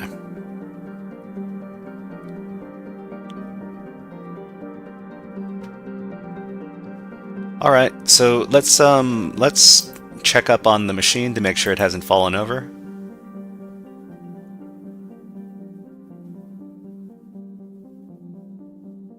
Okay. And let's run that SQL map command.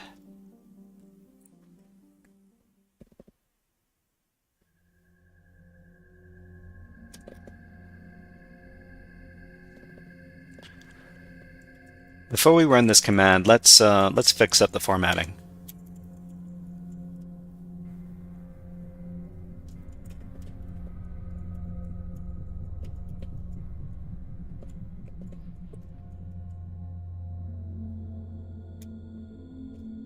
Yeah, this doesn't work. We need to change the double quotes to single quotes again.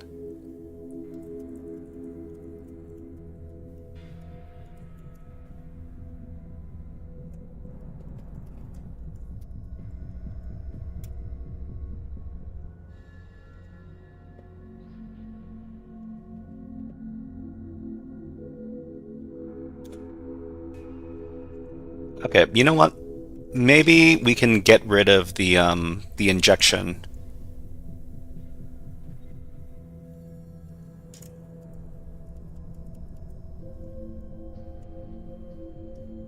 So I think everything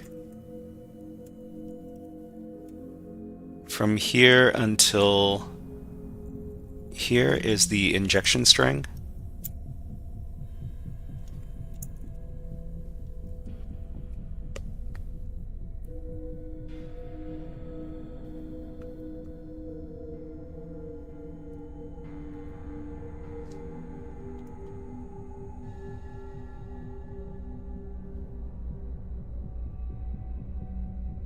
Okay.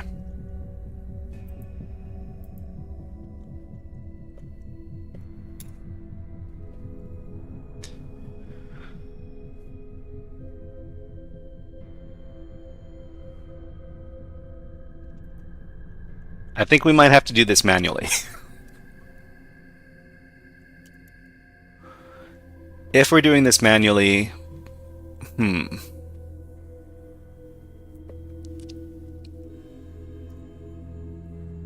Man, I don't even want to think about having to do this manually.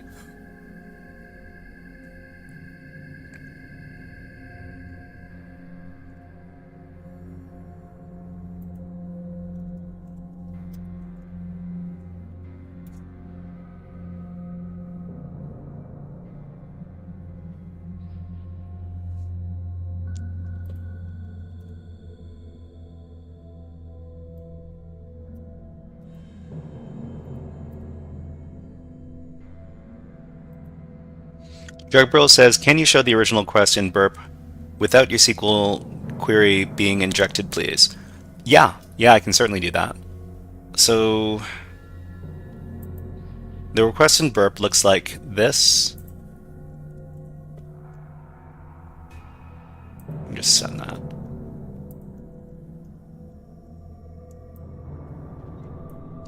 It looks like this. So the injection is happening inside the post data right here, but the actual post is being made to this endpoint right here on this host.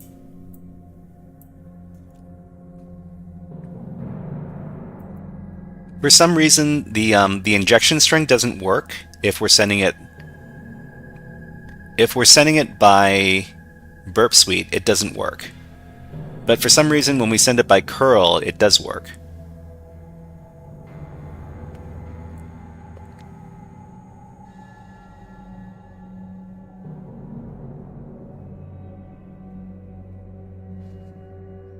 The parameter is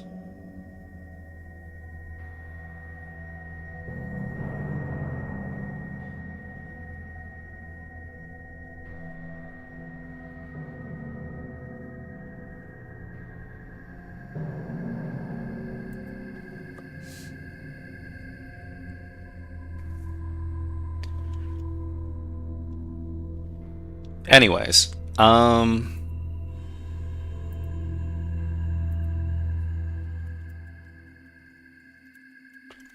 the injection doesn't work when we send it via the burp repeater,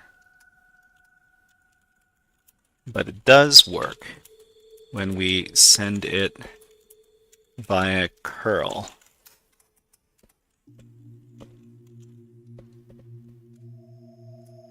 Why is that?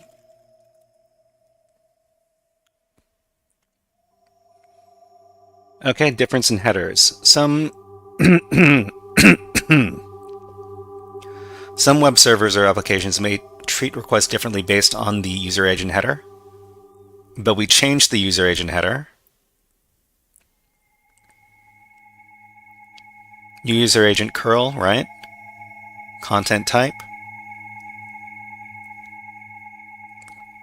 Content type header in curl request is typically set to application www format URL encoded.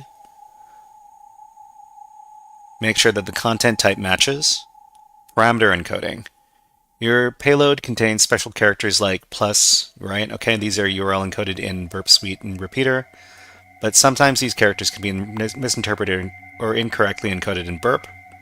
In curl, curl automatically handles encoding.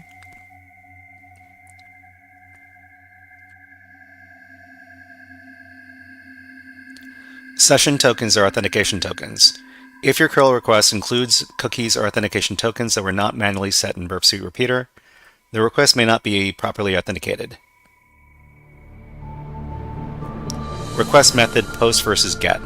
Ensure that the HTTP method in the Burp Suite Repeater request is post.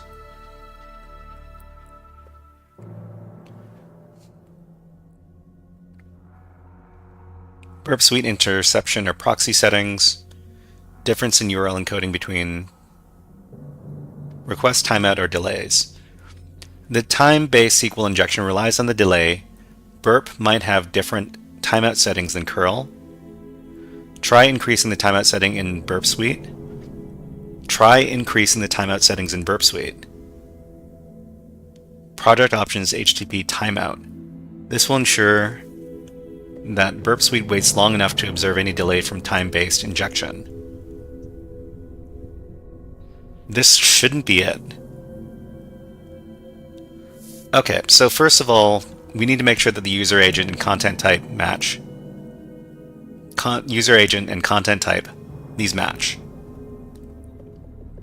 So in Burp Suite, we've got content type. This is what we're looking for. So the user agent is also using curl. What version of curl is this?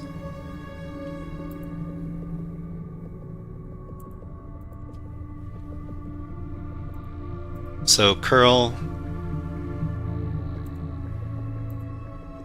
curl TACDEC version 850. Curl 850, sure. 8.5.0.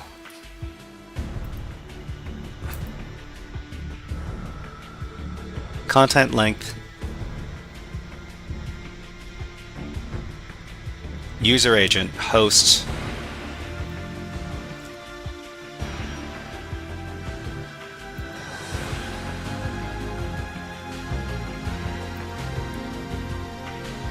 Check for correct URL encoding. Okay, so let's try URL encoding in here.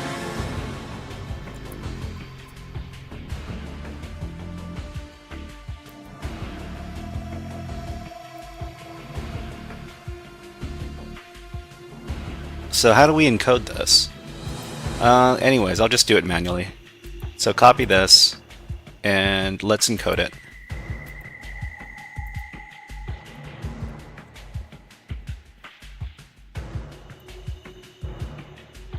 Okay.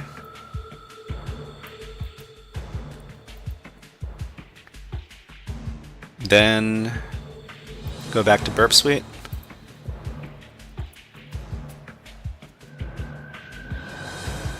And then let's send this. Okay, so this interprets exactly the same. So the URL encoding was not the problem. So we can just keep it like this, I suppose. Verify that no burp-specific settings such as intercept or timeout rules are affecting the request. So timeout rules, where did it mention that? Project opens HTTP timeout. Project settings. Other project settings.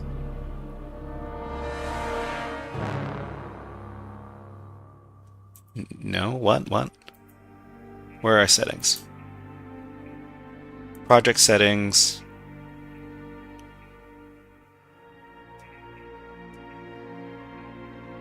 Burp repeater.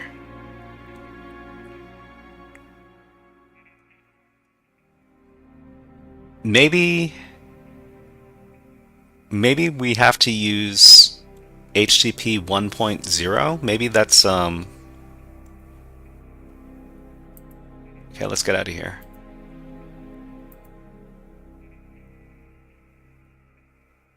We are using HTTP 1.0.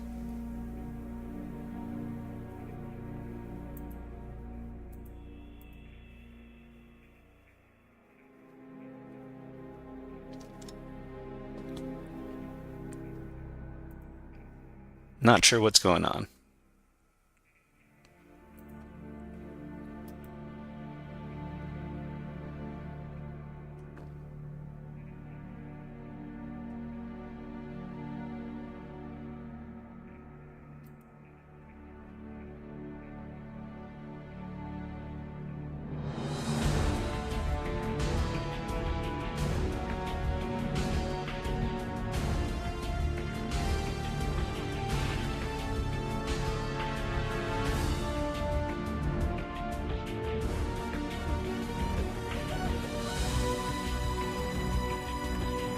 Okay.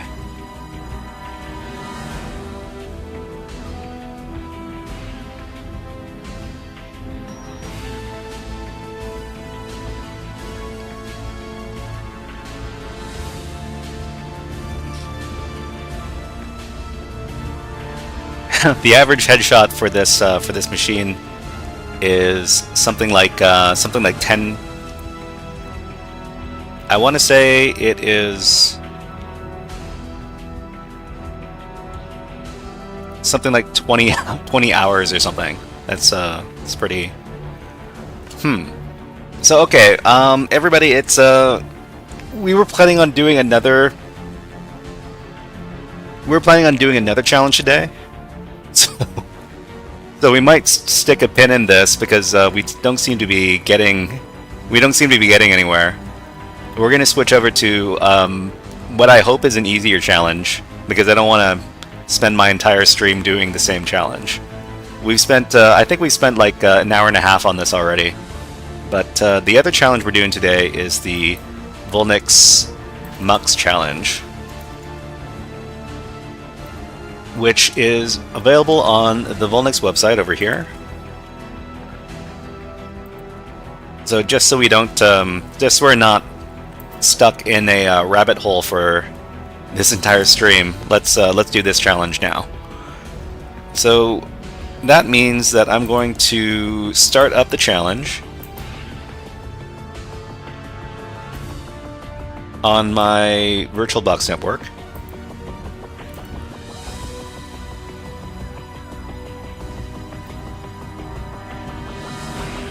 But I might come back to this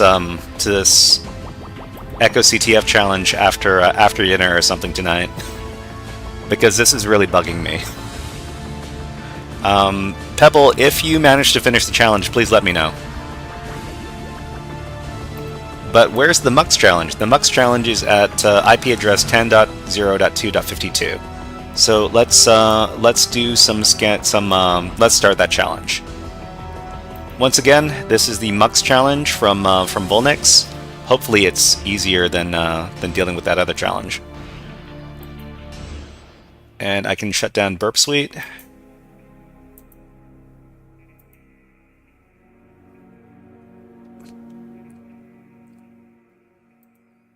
Now shut down my VPN connection. Okay, so let's start our challenge. So we're scanning against this target right here, 10.0.2.52, and we're scanning with 4 threads, very verbose output against all ports, and we're scanning the. We're also going to do common scripts and versioning information over here. A shout out to Pebble for turning me on to this great shortcut right here, so we don't have to separate this into 2 different parameters. Okay, so we're going to run the command and we're going to see what's on this machine. So we've got port 80, we've got port 513, 512, and 514. I'm not familiar with these particular port numbers, so we're going to have to see what's going on here. So we've got port 80, which is running HTTP, Apache 2.4.56. We also have Netkit RSH. I haven't seen this before, so I'm not too sure what this is. So we've got login, we've got TCP wrapped. So let's investigate what this is. So this says exec, and the port number is 512. Maybe we shouldn't take a look at this first. Maybe we should take a look at the web port first. So there's an HTTP title. It says Mona Lisa. We can check that out.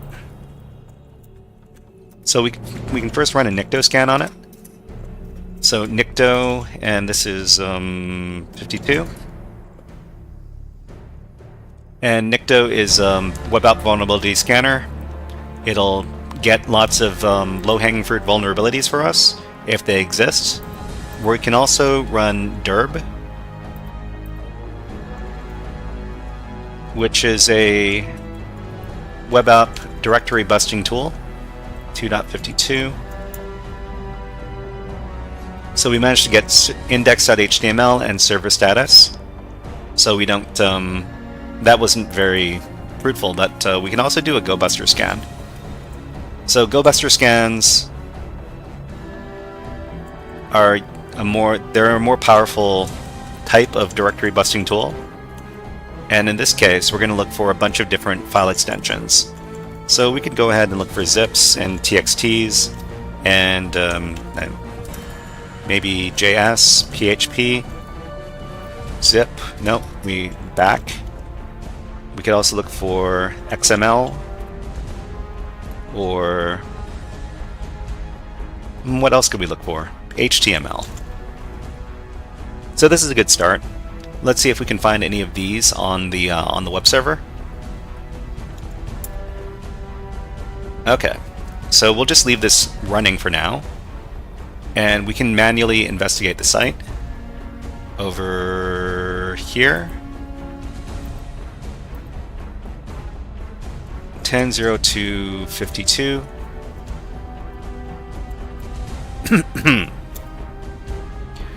Oh, look, it's Mona Lisa. Okay. Well, let's take a look at the code.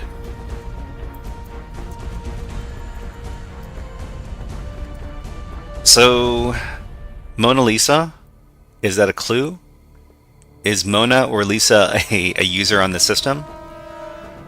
We've got image.jpg as the source for this file, for this image, and alright.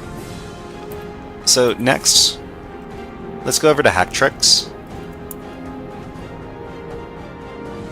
And let's look up port 512. So port 512, it's rexec. So let's take a look at what this service is all about.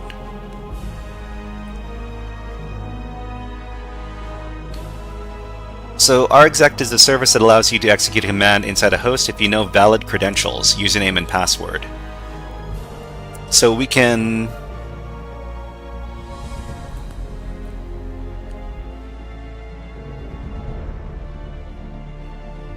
So rexec is on port 512, and it allows you to execute a command inside a host if you know the valid credentials.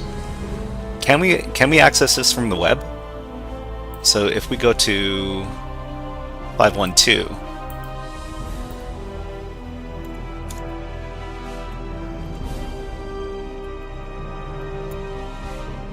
the address is restricted. The address uses a network port which is normally used for purposes other than web browsing. Firefox has canceled the request for protection. Okay. Well, what happens if we...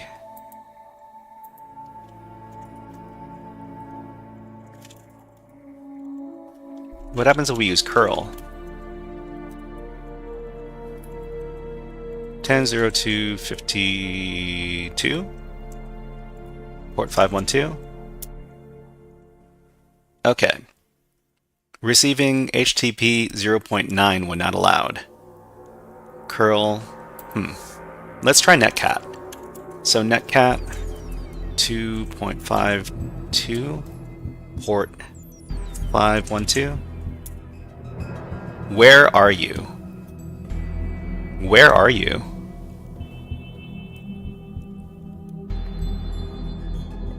Okay, so the other ports that were open on the system were port 513 and 514. So let's try manually connecting to those targets. 513.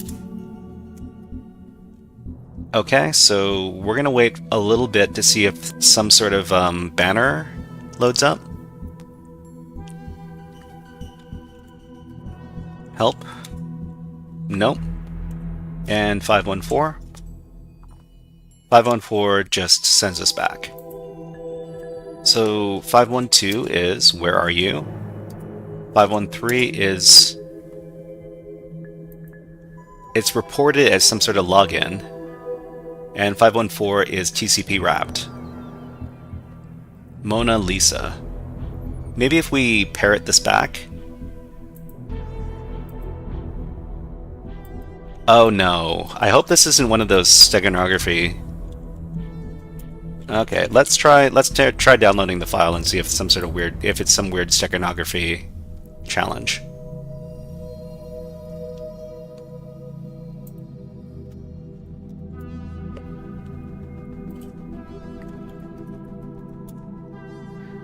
Okay, I'm gonna copy the image link and download it.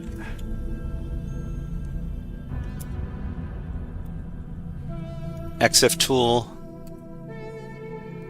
tool, image. Pebble says, I finally got a manual time-based blind SQL payload to work. Now I have to do the enum. Good. Whoa! Why is there credentials in here? Pebble, well, you're a much more patient person than I am. I gave up very, very quickly. But yeah, I hope you can finish that challenge. You got the manual time-based SQL injection payload to work. Is there some way you could feed that into SQL Map? Well, I'm not doing SQL Map anymore. So I'm not using SQL Map anymore. So you got the server all to yourself. So you should be able to send SQL Map payloads to it. If you have to do it manually, then hats off to you, because manually doing time-based SQL injection is a huge pain in the ass. Okay, Lisa, my secure RSH paths. Okay.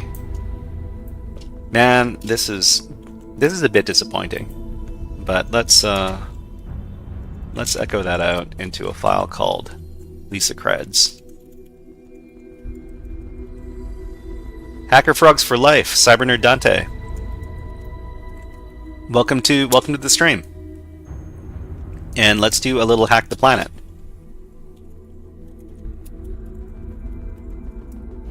Hack the planet! Hack the planet! Shut up again! So this is the My Secure RSH paths. Is this what we have to feed to that one port? So netcat this thing. That didn't work. Okay. So let's try asking ChatGPT about this. This is a service that allows you to execute a command inside a host if you know the valid credentials, username and password. Well, let's try feeding this.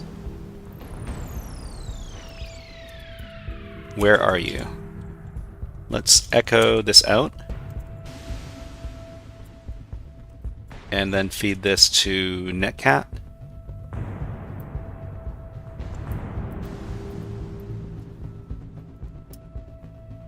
Still says, where are you? Let's netcat to... This doesn't accept anything. This lets us type something. Lisa. My secure RSH pass. So there's no SSH. RSH.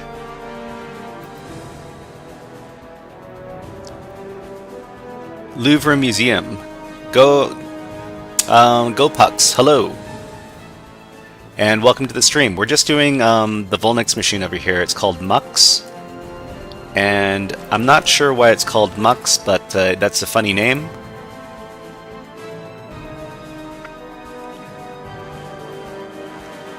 So this is called REXEC. How do we interact? Oh, I was thinking if it's asking for where the Mona Lisa is. That's interesting, yeah. Interact with the REXEC. Is that what it's called?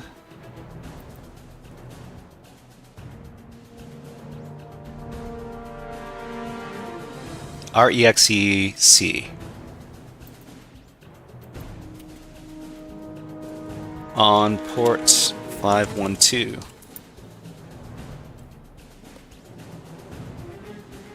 Just thinking. Allows users to execute commands on the remote system. However, it's important to note that REXE transmits data, including passwords, in plain text. Okay. So use the REXE command. On Unix-like systems, the REXEC command... Okay, so let's see if it's available on Kali Linux. REXEC. Nope.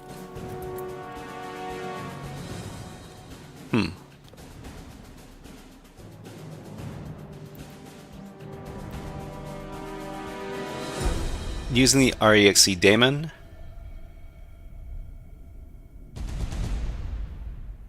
Okay.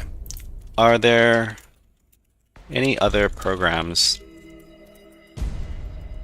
that can be used to interact with REXEC aside from its native client?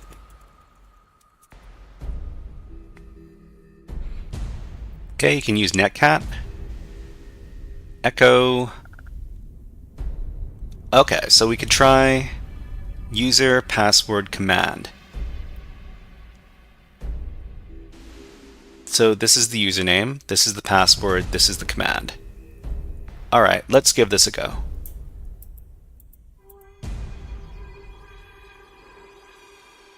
Nmap with the oh, there's an nmap script. Okay.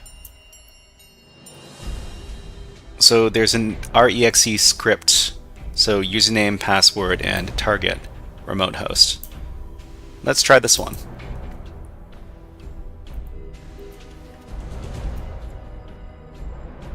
So target equals 10, 0 to 52.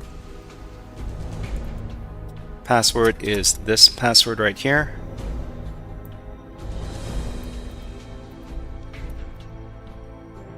And username is Lisa.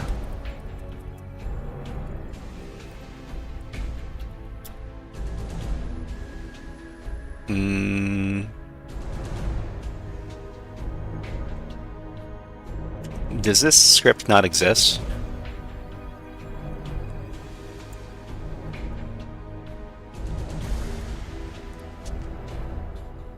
Does this script did ChatGPT just hallucinate on me? Mmap REXEC script. REXE brute. Okay, so maybe so it performs brute force password auditing. So we know what the password is, but maybe we should just try to interact with it using netcat.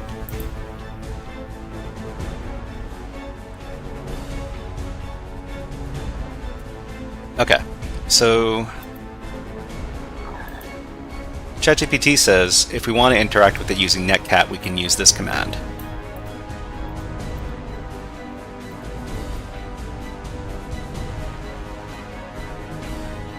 So the remote host we need to edit 10.0 to 52. The command is going to be, I guess the command I'd like it to be who am I. The password, I would like that to be this. And the username is Lisa.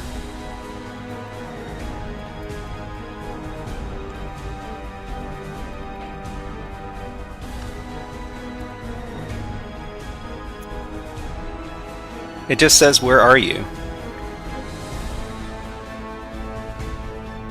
Okay, maybe we can send this to 13 instead? No.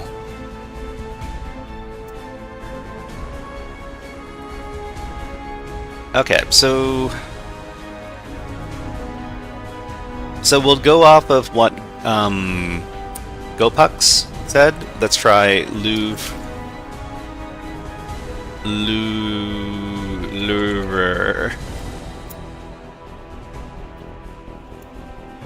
Where are you? Didn't quite work.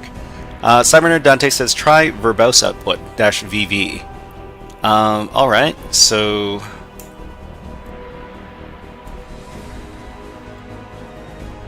I assume that's netcat. Very verbose output. Shell open. Sent 32. Receive 0. Let's try it with this.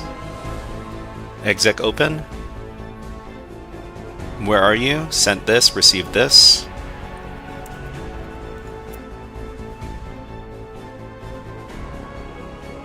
Okay, maybe what I need to do is I need to get the native client.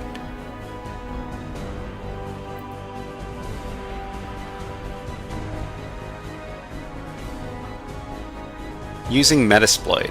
Huh. There's an exploit module Okay. This approach requires a Metasploit to be installed and properly configured.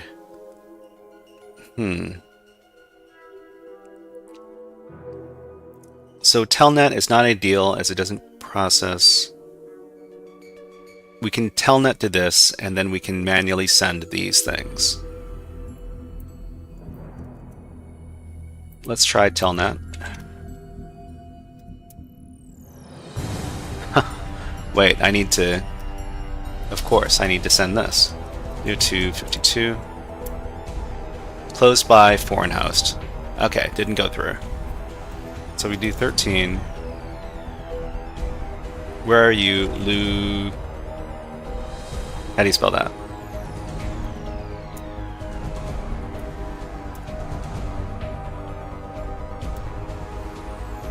Nope. Okay, so let's try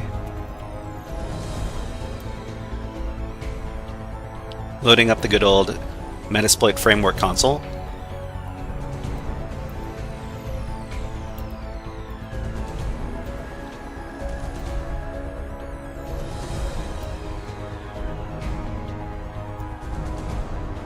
Okay. So Metasploit is over here. Let's search for rexec. rexec login authentication scanner. Okay. This is HashiCorp console remote command execution via rexec. Okay. So this is an exploit. Maybe we should just try using the scanner right now. So use one. Clear. Show info.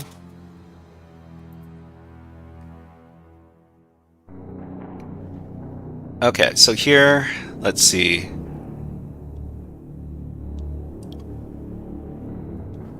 This module will test an rexec service on a range of machines and report successful logins. This module requires access to bind to privileged ports below 1024. Okay? So what do we need to supply? We need to supply... Well, we have a password. We have a password and we have a username. So let's set the username to Lisa and set the password to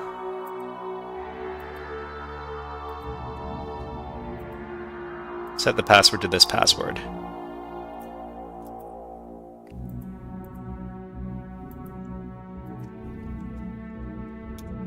Okay, and then we have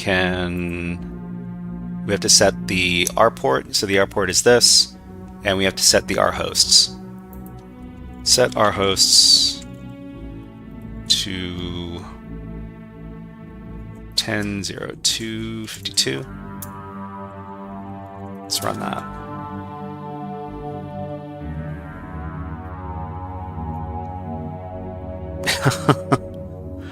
So it just keeps on asking, where are you?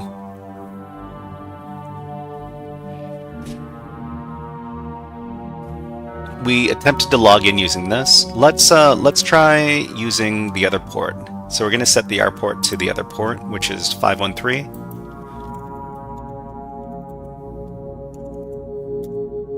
Let's run it again. Okay, so login, permission denied. Okay, that didn't work.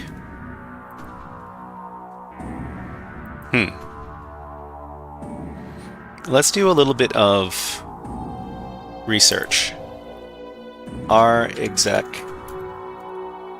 login.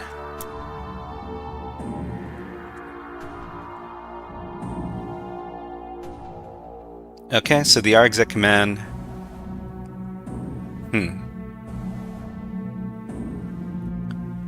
The remote host must be running in rexecd, right? rsh, rlogin, rexecc. rexec, rlogin, rsh. Let's see if any of these commands are on our Kali box. So this is our Kali box. RSH. RSH works, so we have RSH. Okay. So it's RSH login host command. Man RSH. Okay, so it's a remote shell. We have to do RSH L username host command. Okay? Okay. So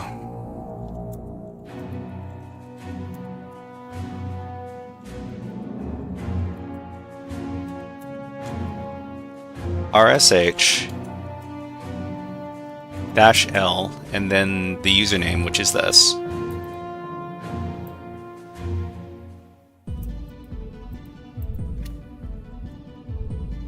Okay, the host is 10.02.52. The command is going to be who am I. Let's wrap this in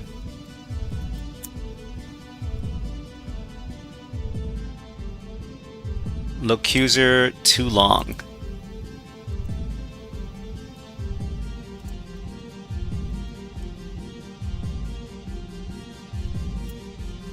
Permission denied. What is the man?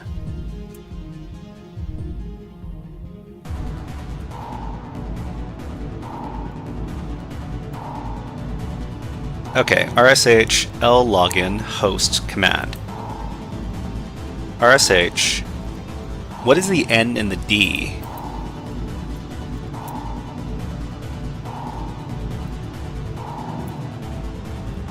The D option turns on socket debugging. The N option redirects input from the special device.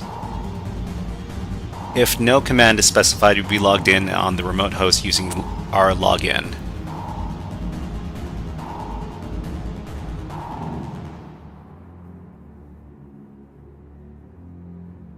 Our login. So our login is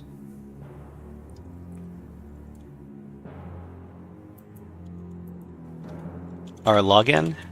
Our login is another command on.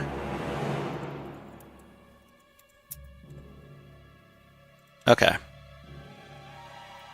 So it's our login. Let me get the creds first. Okay, so our login. I for user. Lisa. Why is it I? Why is it both I and L for user? Weird. I. P for port and then the host.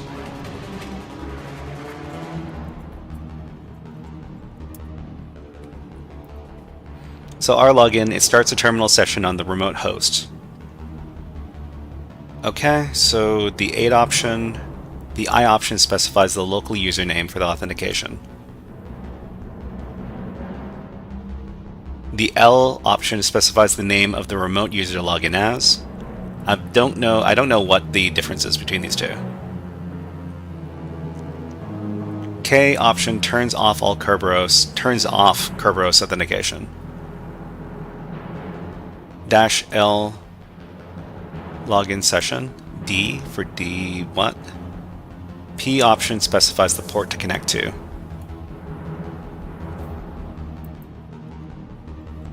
Okay, so our login, L Lisa, P for port 512.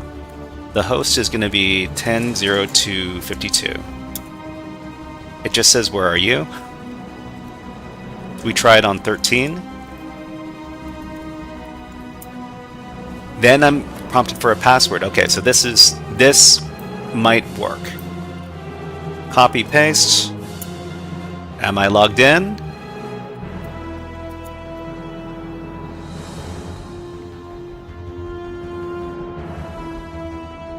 Mux login. Wait, let's get out of here. So I think we might have it. So we're trying to log in on port 513 and not 512. Password, paste in the password. Why does it not accept this?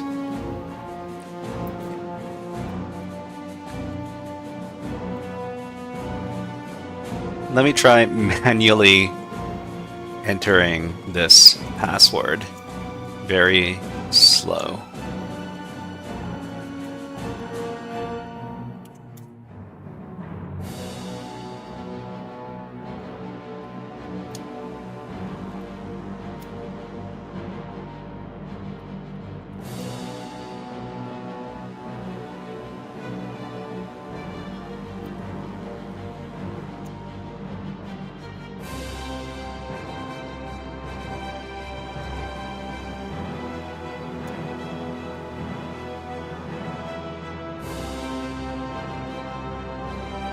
Why is this not working? Okay.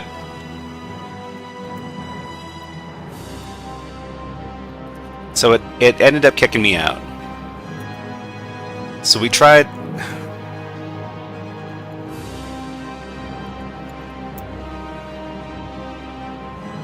Password.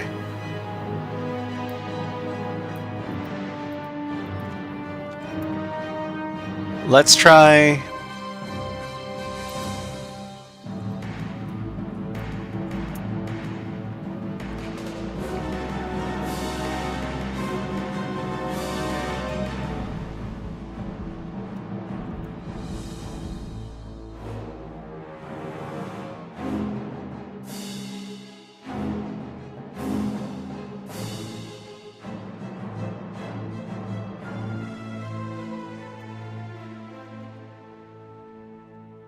Okay, so where am I? Where am I? So maybe the password is Louvre?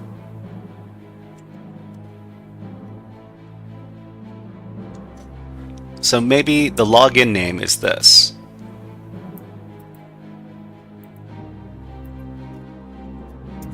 And the password is LouVE.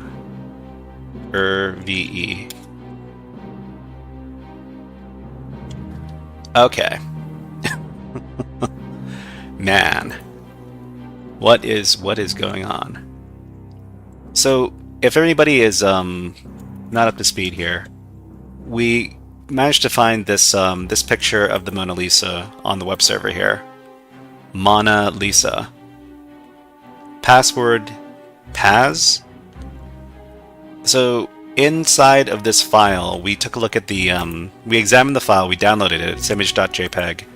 We did exiftool on it, and we managed to find this comment right here. So Lisa and then my secure Paz, or whatever.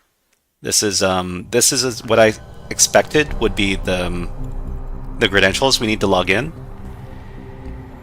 And Ronan, hello and welcome to the stream. Let's do a fun redeem because we haven't done one in a while, and let's do the Stellar Jays.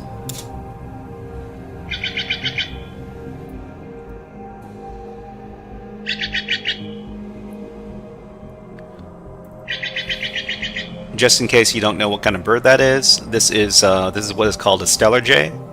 It's a type of well, it's very closely related to the blue jay, and it exists on the west coast of North America, as opposed to blue jays who exist on the east coast.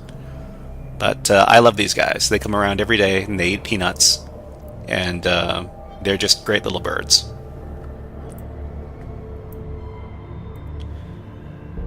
GoPux says maybe they're asking the city it's in. So it's in Paris? Okay, so we're trying to use the R login. So password Paris?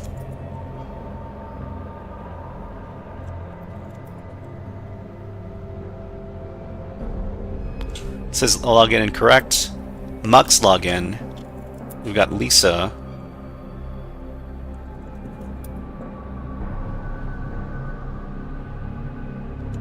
Lisa and my secure, like I was assuming that this is the password we're looking for. So copy that, paste this in. that doesn't log us in. So maybe Lisa Paris or Lisa Louvre.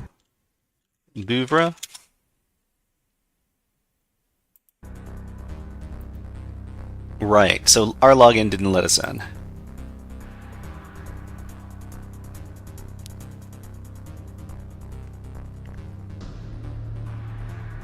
It first asks us for the password, but then after it asks us for the password, it gives us this prompt right here, Mux login.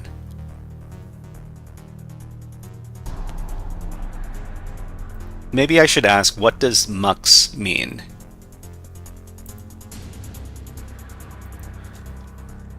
So, in regards to computing, what is Mux? Multiplexer. It's a digital device. Okay, so a Mux acts as a multiple to one switch, where there are multiple lines, multiple data lines combined into a single line for transmission or processing. Multiplexing. Selection lines.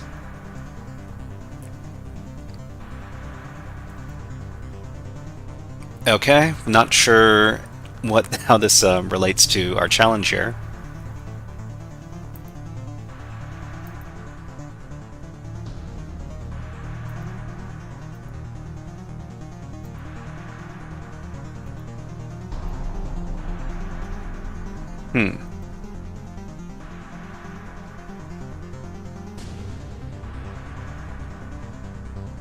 Okay, so we're also trying this Metasploit script, Metasploit tool, which is reexe login. Show info, show options. We put in the password here and the username. This didn't work either.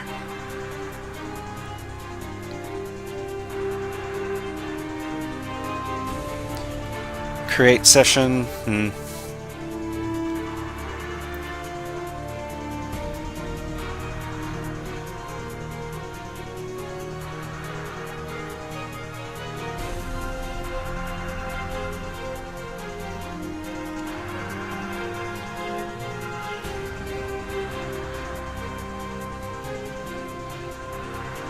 Okay, so back here,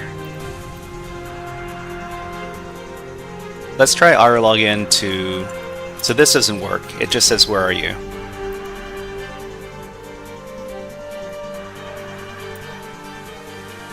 "13" is where we can log in.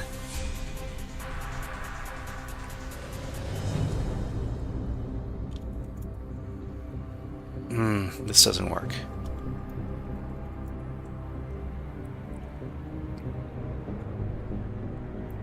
Mux login, we can type in, oh, we can't really type here.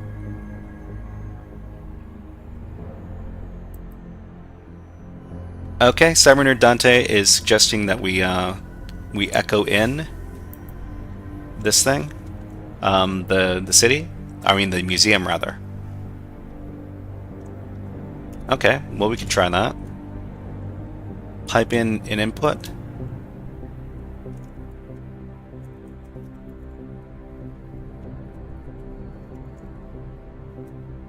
So we would probably put echo at the beginning though, if that was the case.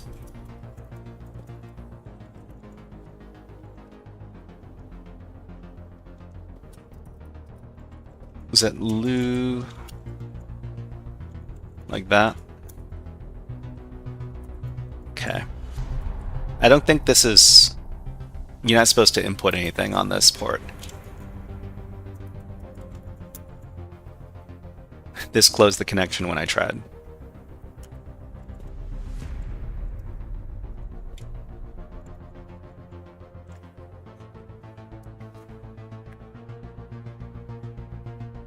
Okay, so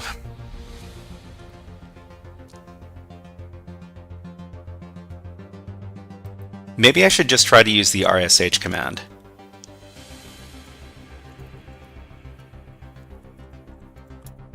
So the RSH command, login host command. RSH L host 252 command. Who am I?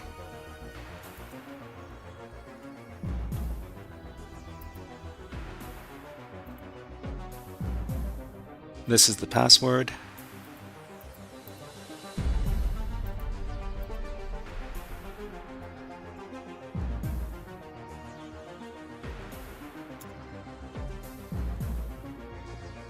Lock user too long.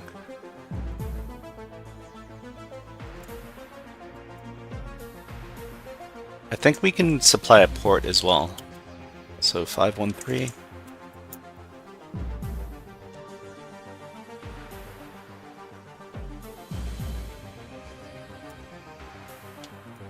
I just locked it up. Cypher Enigma says, good evening. Good evening, Cypher Enigma. And let's give you a little redeem as well.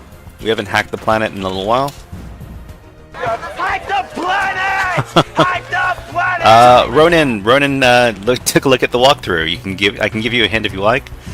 Yeah, give me a little hint. Give me a very, very small hint. Because I don't seem to be getting anywhere right now. Am I using the wrong port or something?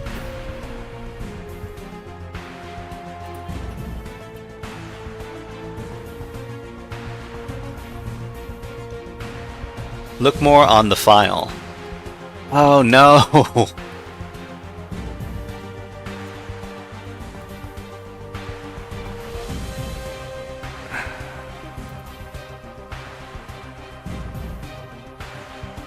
Why do you have to do this to me? This dumb challenge. This dumb challenge gave me fake credentials. This dumb challenge gave me fake credentials when I used the EXIF tool. Okay, fine.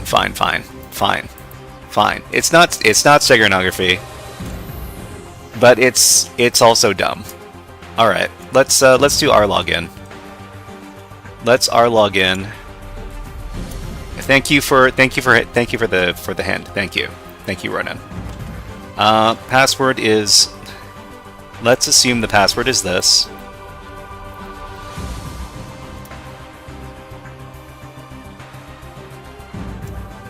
Whoops.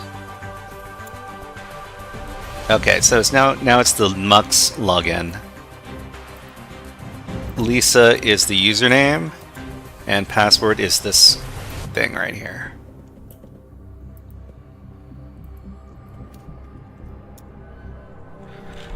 We're in!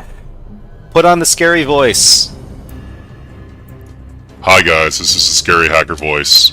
I hate doing steganography, and every time they ask us to do steganography on these challenges, I die a little inside. But we're in. We're in. Okay, so now we have a shell. And it seems to be a pretty good shell. We have command history. Let's figure out what else is going on inside this challenge. So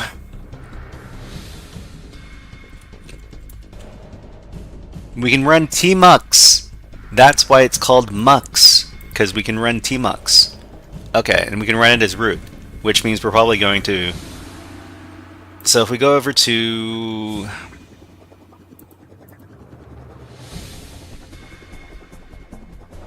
GTFO bins, and if we see if there's if we can do tmux, we can run this as sudo. So getting in is the hard part. Sudo tmux. Yeah. So tmux is a multiplexer. We can create a bunch of different panels and stuff. But if we can run tmux as sudo, we just do sudo tmux. And we're now root.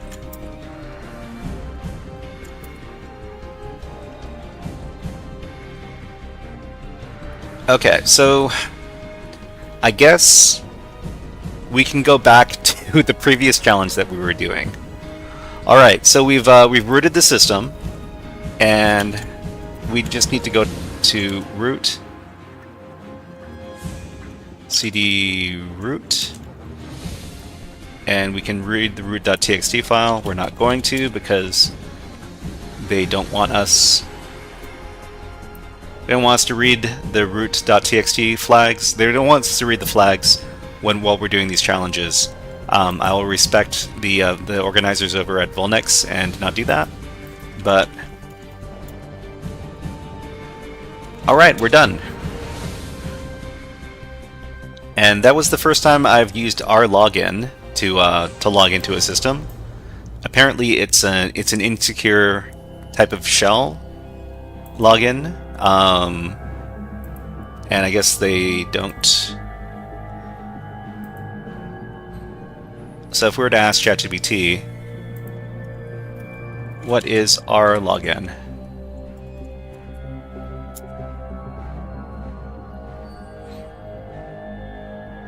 Okay, so it does remote command execution, our login, no password prompt with proper configuration, terminal support.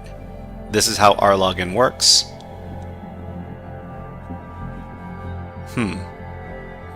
So it runs unencrypted communication. So if for some reason people were able to listen in, to the network traffic while you're using your R login, then they would be able to get everything over plain text, which is bad, and that's why you should use something like SSH, because SSH is secure. That's what the first S in Secure Shell stands for, secure. So don't use rlogin because rlogin is bad. No, it's not bad, it's just unencrypted. So that's why you shouldn't use it. Let's turn the music down a little more. What protocol is he running? Are you talking about rlogin? Rlogin is its own protocol. So it says alternatives. So due to security vulnerabilities, rlogin is largely obsolete. It's been replaced by stuff like SSH. So use SSH and not Telnet, because Telnet is also insecure. So most modern systems remove the rlogin service due to its security vulnerabilities. Administrators are encouraged to use SSH instead. Okay. All right, so we can go back. We can go back to the challenge we were previously doing, which was making us very sad. Anybody who wasn't here for that, we were doing the this machine, WebAmuck. And if you'd like to try the challenge, you can do so at the following link. Let's see if Pebble managed to root this challenge yet. Okay, so Pebble's still working. Well, if he's actually still working on this, then he's still working on it. But is it still up? So target will shut down in 47 minutes. So he might be still working on it. Okay, so let's so to continue working on this, we need to log back into our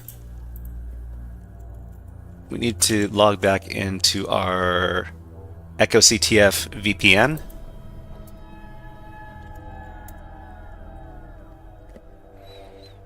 Okay.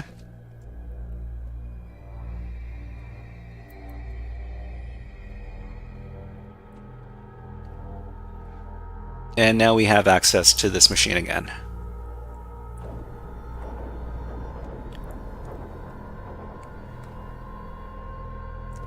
When you're ready to give up, just make sure you don't run amok. Run amok. You know what? Maybe ChatGPT knows something about this. Okay.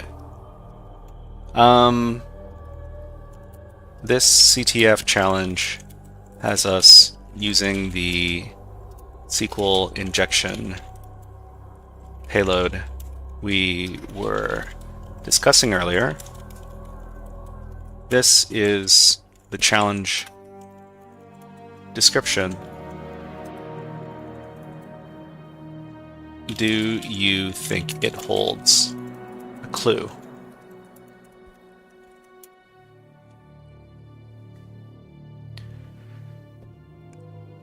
Okay, so the phrase run amok stands out. It might be a reference to the domain name that you're targeting in the SQL injection, webamok.echoctf.com.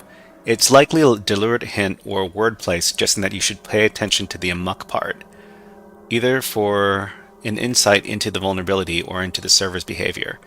It might indicate that if you try running the attack or any action recklessly, you could blah blah blah blah blah. Okay.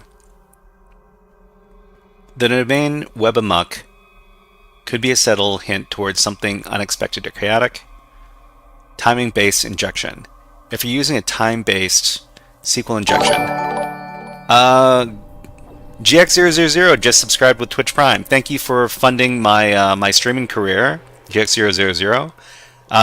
And I'll remind anybody, if you have Twitch, if you have Amazon Prime, you can subscribe for free to my Twitch channel using by linking your Twitch Prime to your Amazon Prime. So let me how to link Amazon Prime to Twitch.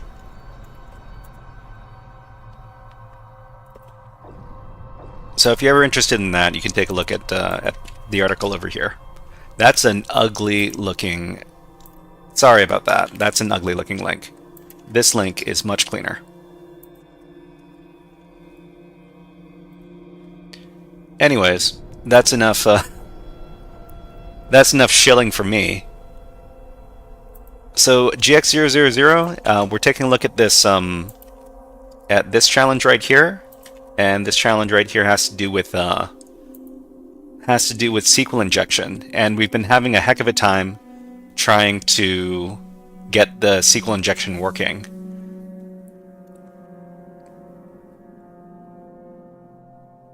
We discovered these services. Let's see. So let's see who got the headshot. So people managed to get the headshot in 89 minutes. This is from 5 days ago. And,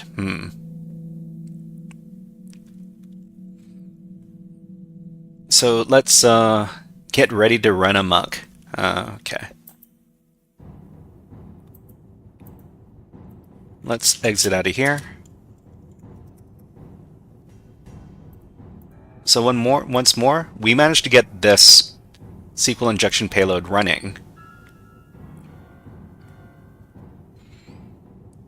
But for some reason, yeah, there's nothing. It doesn't send us anything. And this is the intended way to go. Modules miniform AJAX message, not PHP.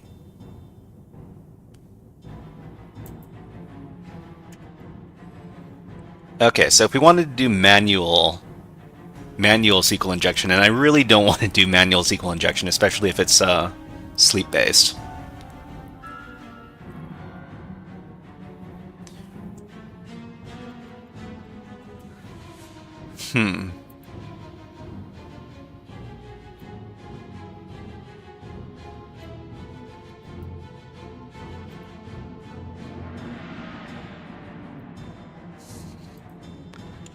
Okay, so one more time.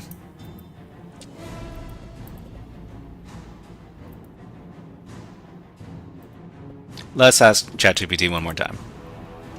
This is the curl command, which gets us SQL injection on the system, on the web server.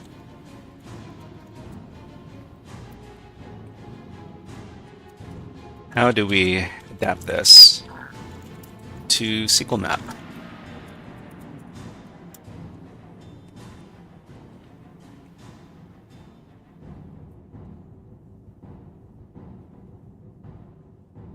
Okay. Pass HTTP headers if required. Specify the injection point. In this case, the vulnerable parameter seems to be the post data DB record table, but you may want to let SQL Map automatically detect this. If you need to manually specify the parameter, you can do it with the p tag. So maybe we need to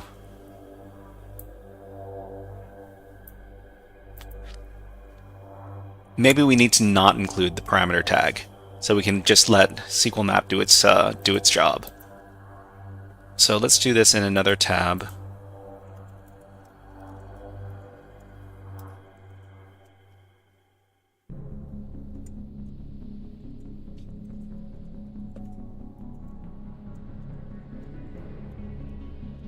Okay, let's try this.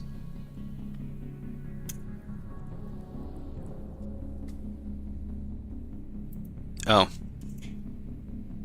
Let's fix the formatting in this command.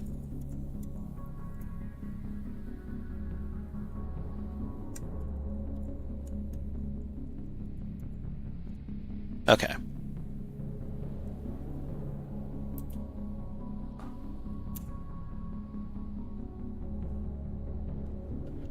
It appears that you've provided tainted parameter values.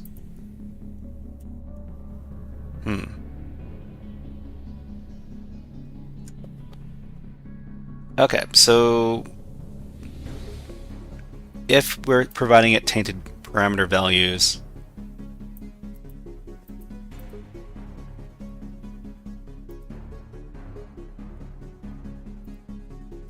we got this warning from SQL Map.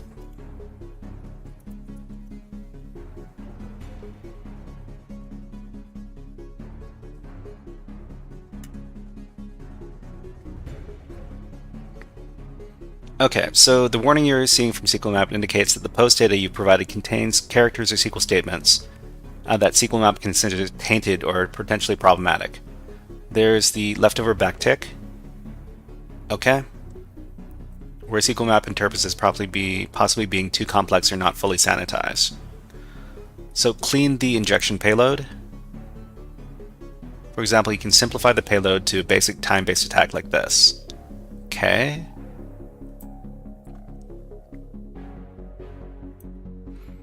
Then run SQL Map with this clean version using the no escape option. If SQL Map is not recognizing certain characters like backticks correctly, you can try using the no escape option. This flag prevents SQL Map from escaping certain characters in the payload. Manually specify the injection point. You can also specify the injection point explicitly using the -p flag. So SQL Map knows exactly which parameter to target. This helps SQL Map focus on the parameter in question and ignore any other possible issues.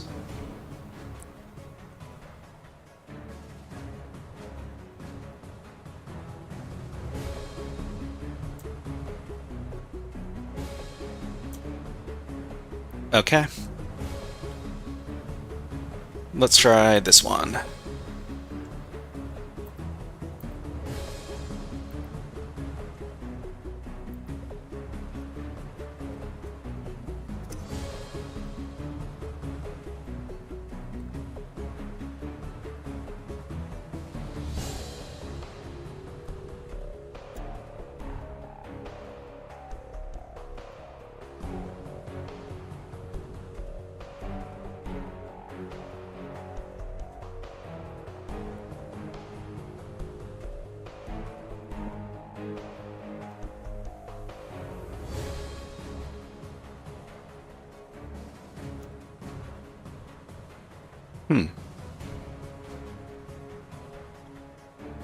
I wonder...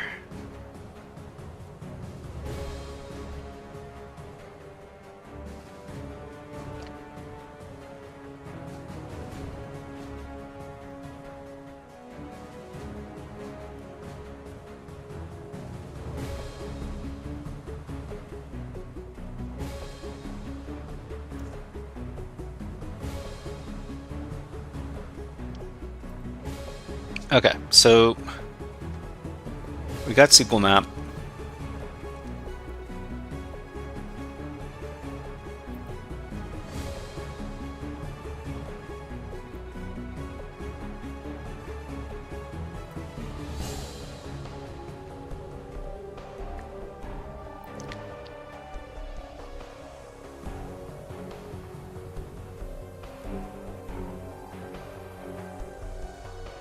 what if we want to strip out the SQL injection payload from the command, but specify the parameter to be injected?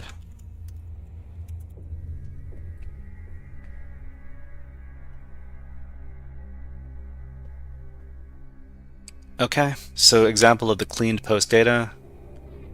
Clean the request. Use the P flag to specify the parameter. Okay, let's try this.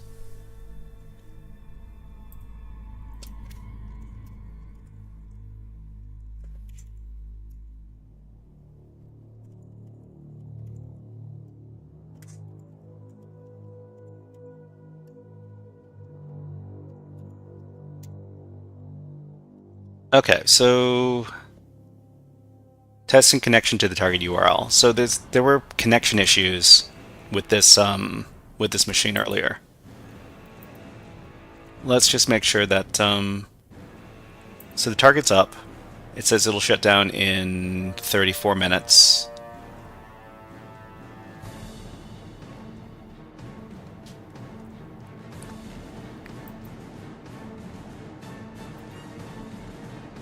Wait, did something happen?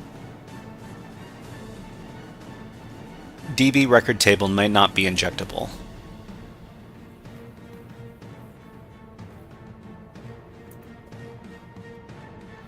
Okay, so let's take a look at, maybe we could take a look at a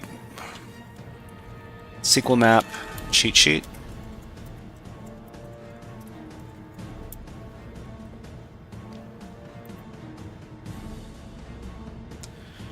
Okay, so SQL map, generic.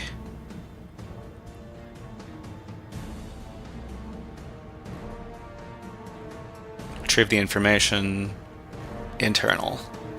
Current user, injection place.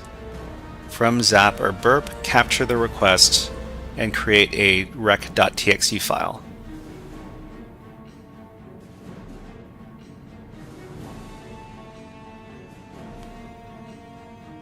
Post request injection.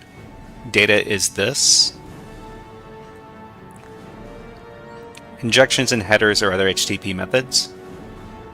So let's take a look at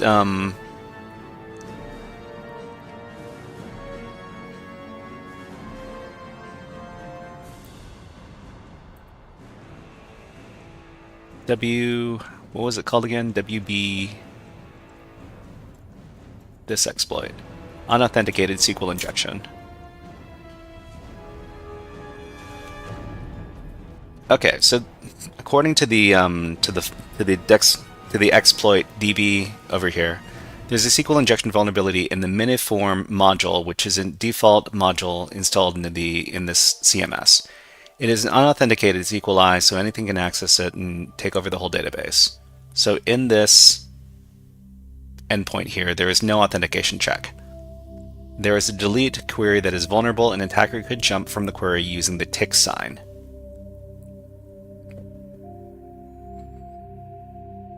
Okay. The DB record table parameter is vulnerable. If an unauthenticated attacker sends this request, and this is the request over here, the response is received after 6 seconds. So we managed to get this to work inside of curl, but we would much rather get this working. We would much rather get this working on Burp Suite, and maybe inside of SQL map, and then we could dump out the tables and find all the flags. So one more time, we're going to go back to Burp Suite. Burp Suite.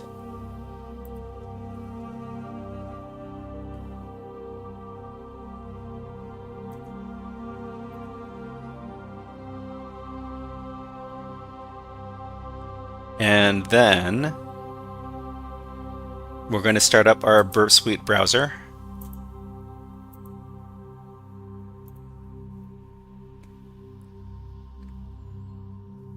And in the Burp Suite browser, we're going to actually, we don't need to use the Burp Suite browser. We just need to go to the repeater. And we're going to create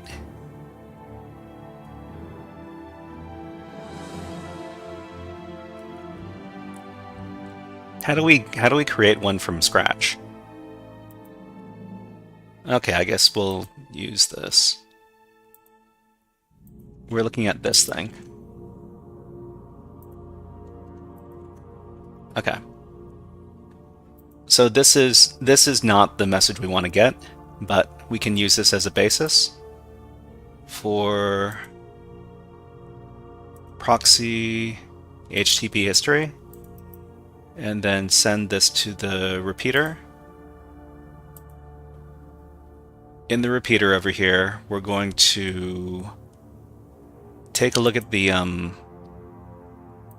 exploit here. We're going to modify this.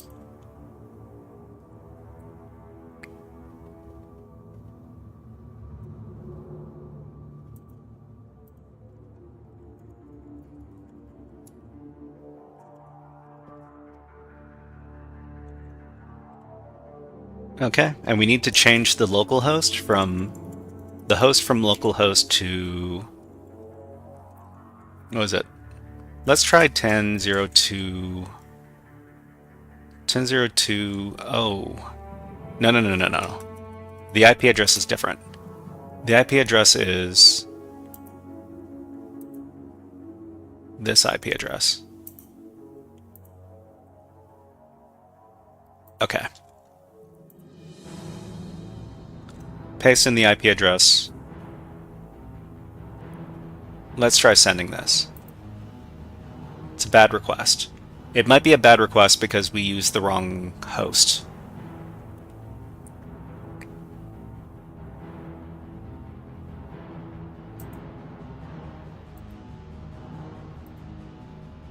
We should be using this host.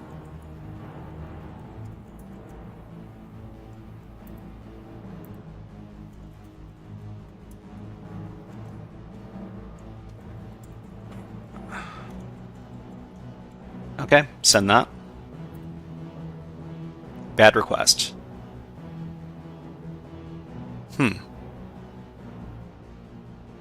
I wonder why it interprets this as a bad request.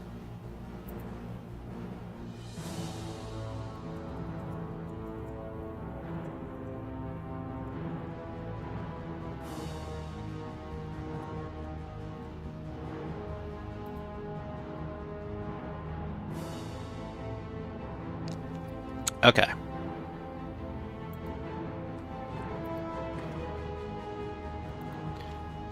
This is Burp Suite repeater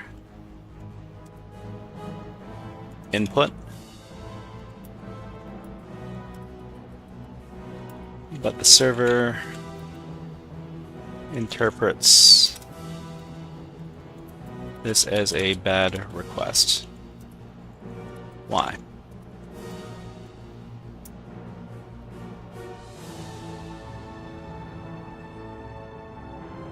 Okay, so the payload contains characters like backticks. Missing or extra content length. In HTTP request, the content length header must match the actual size of the body content. Okay. So update the content length header to match the length of the new body. This can often be fixed by clicking the intercept to modify the request, or by setting burp to auto-calculate it.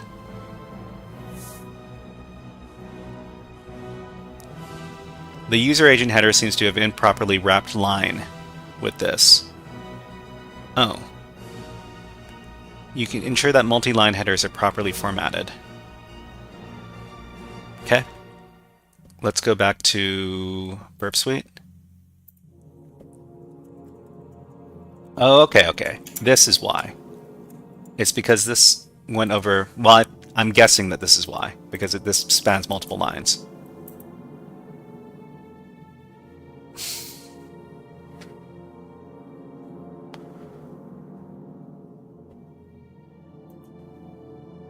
Okay, so this worked, but unfortunately,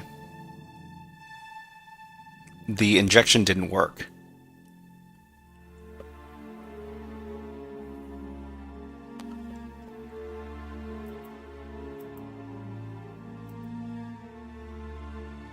So,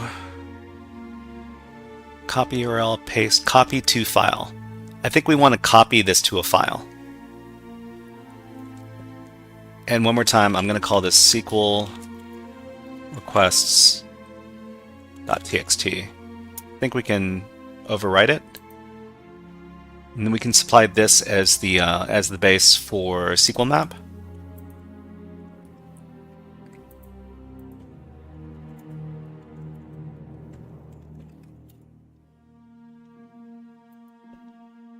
Right, okay. But this is tainted data.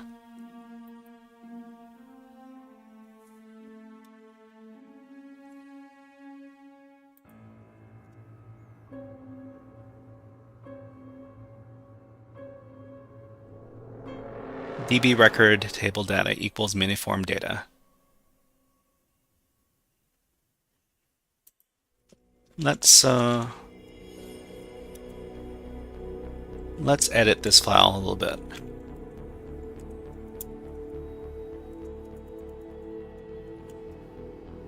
Copy the original request. Oh, it's the original.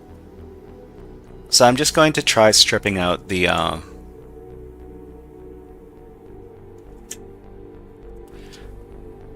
let's go back. So it says here the problem is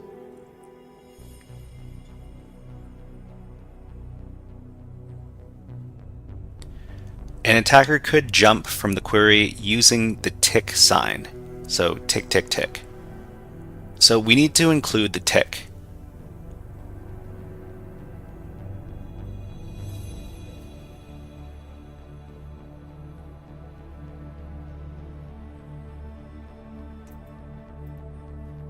We need to include this tick over here. But we'll strip out the injection. So this is the injection. Let's see. Hazikza has now become a HackerFrog. Thank you very much for following on Twitch. Hazikza. Okay, so let's so I think the payload has been stripped out except for the backtick over here. I'm going to leave the backtick here. I'm going to save it out. And I'm going to try using SQL map.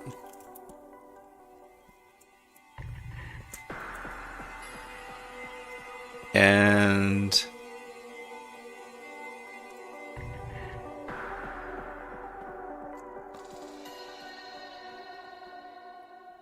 I think we can get rid of all of this.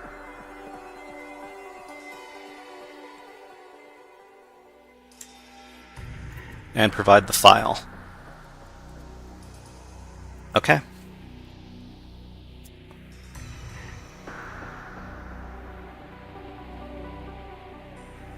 Is this going to work? No, it's having connection issues.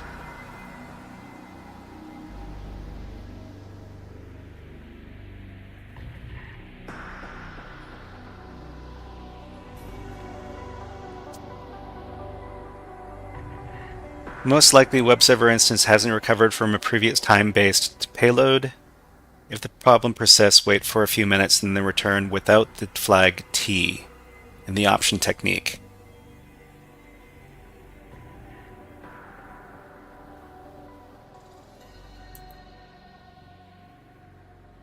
Okay, so checking if injection point on post parameter is a false positive.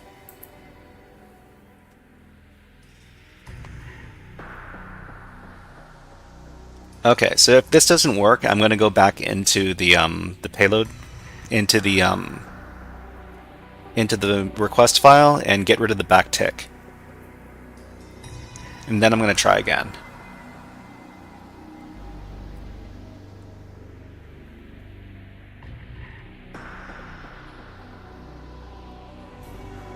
So I guess we're just going to wait a little bit on this. But in the meantime, if you guys are you, let's do a little poll of the people watching. So the people in the chat, if you could let us know if you're a cybersecurity student, or if you're working in cybersecurity, or if you have some other cybersecurity related interest, please let us know in the chat. I'd like to. I would very much like to know. I want to get to know everybody here. So it says it's very important not to stress the network connection during usage of time-based payloads to prevent potential disruptions. Web server operating system is this. Web application technology is this. Wait, did we manage to do it? It's vulnerable. Okay.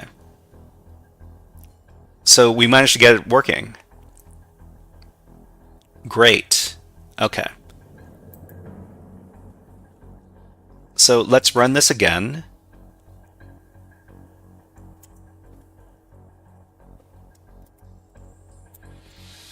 And let's see. Okay, so this worked. This worked. The next thing we need to do is we need to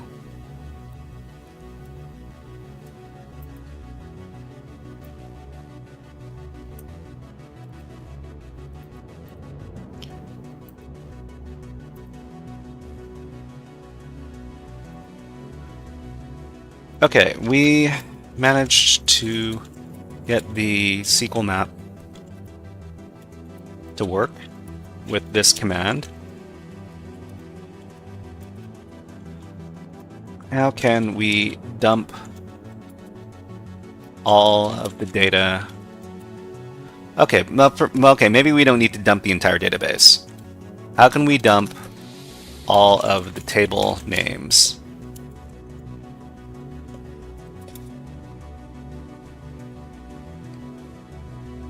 Okay, so we can use the -- tables option in connection with the command that you already have.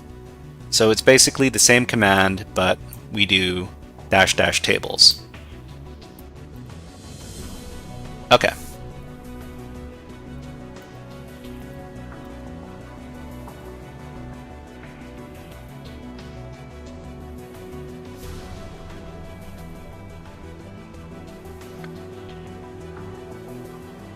So let's wait a little bit.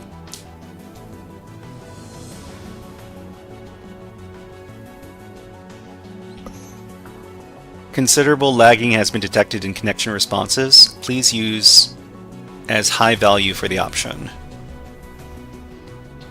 It's very important not to stress the network connection during usage of time-based payloads to prevent potential disruptions. Okay. Let's go over to... Okay, so the target's going to shut down in 17 minutes. So hopefully we can get this done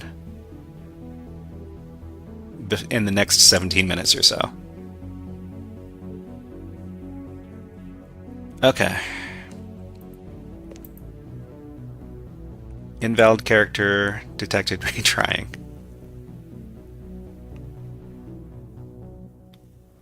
Oh, okay. So right now we're leaking out the table names.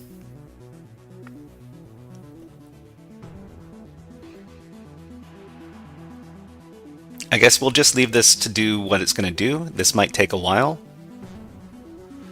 In the meantime, what can we do in the meantime?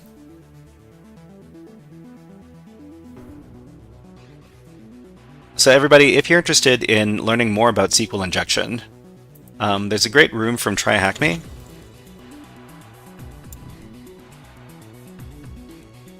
Am I logged into TryHackMe here? Maybe. Okay, yeah, I'm logged in. So the room is called SQL. Is this it? Yeah, this is it. So I learned a lot about SQL injection through this TryHackMe room, and you can find it over here. So it even covers stuff like union. So it covers union attacks. It also also covers time-based attacks and Boolean attacks. So Boolean is this, and basically what we're doing right now is we're conducting a Boolean-based and time-based attack on the SQL server, and we're using SQL map to automate this.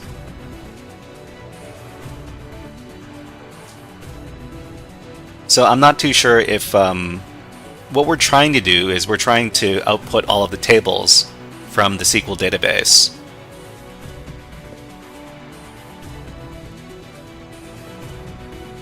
And we're slowly leaking out the characters one by one in these table names.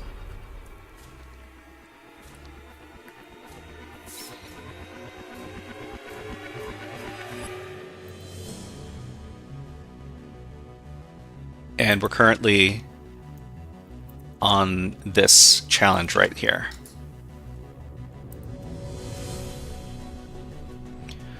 So we've got 4 flags to return: 2 system, the environment, and the root flag.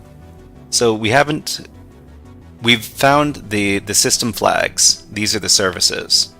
So we found port 22 and port 80, but we still haven't found the 2 flags. There's an environment flag and a root flag. I'm guessing the environment flag is going to be found inside of SQL map, is going to be found in the SQL database, and the root flag is going to be found after we... I guess we need to... Man, I am not looking forward to using SQL map. Well, okay, I guess we're going to have to use SQL map to...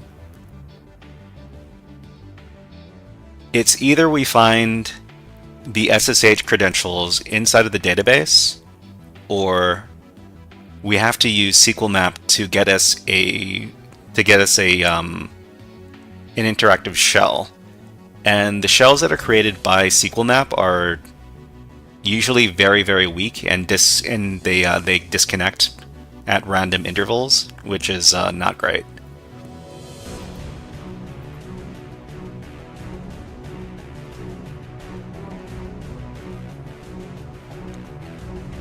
So we're trying to leak out the table names right now. We found information. I guess information is the name of one of these tables.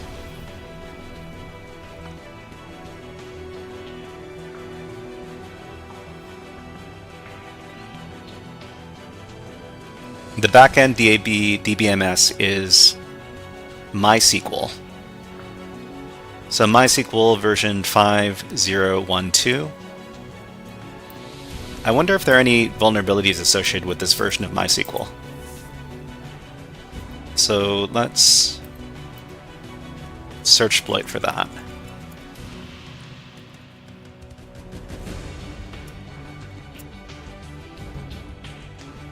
So MySQL 5.0.12.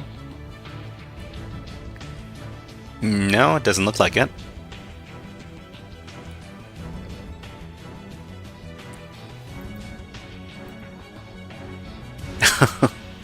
Information, come on.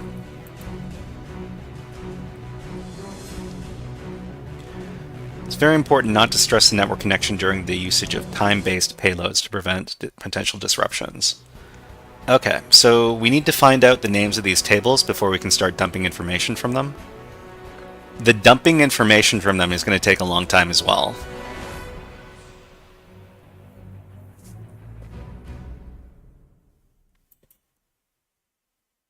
And this box is going to shut down in 11 minutes.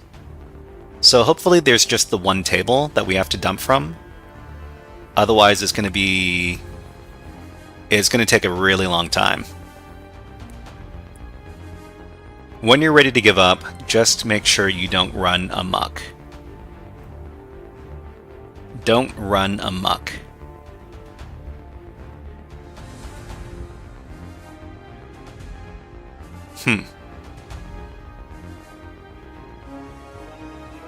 There's also a username flag, and I guess a root flag.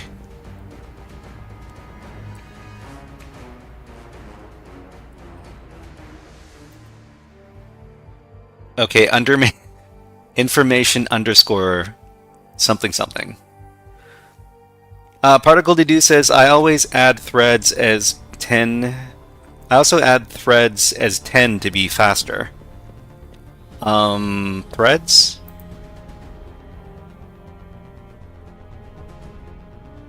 Oh, you mean up here? So the problem is if we could try doing this faster. So I'm gonna try to information schema something something. Oh geez.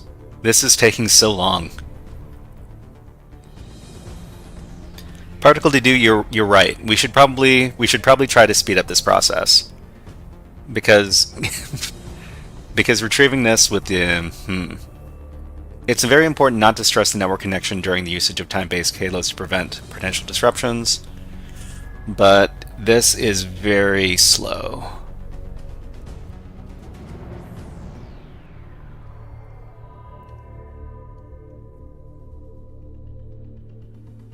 I had the same issue without threads. Particle Dedu, have you done this challenge, or are you talking about doing time-based SQL injections in general? Okay, so we got information schema, and I guess we need to look for another one.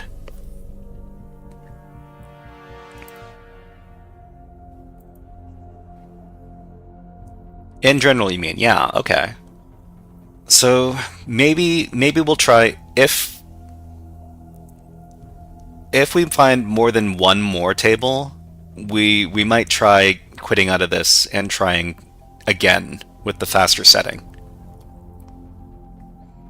It's not reasonable to expect people who are solving these CTF challenges to sit around for like an hour. It doesn't make sense.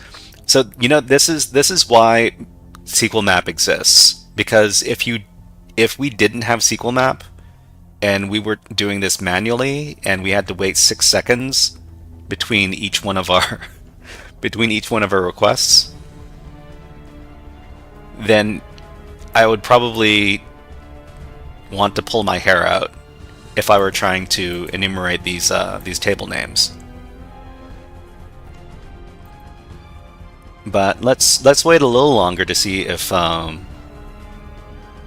we can get these table names before the machine resets, and it's going to reset in about 7 minutes. Try in another tab to see the speed. Yeah, okay, we could try it in another tab, but okay, let's give it a go, because this is taking forever. Okay, so let's copy this.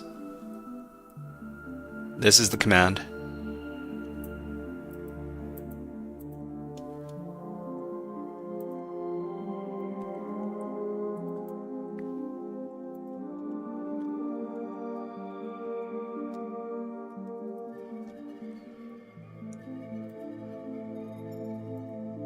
Okay, so now we want to adjust the command so that it runs. You're going to slow down everything, more process, so that it runs with 10 threads and dumps the entire database.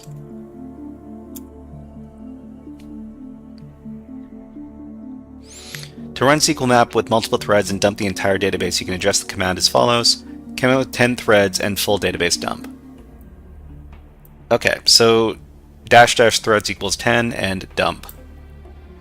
So Particle Dedu says, you're going to slow everything down, I think, more process.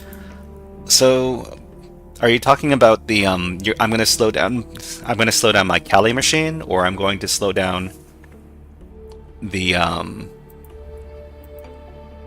I'm going to slow down the other tab that's going on over here?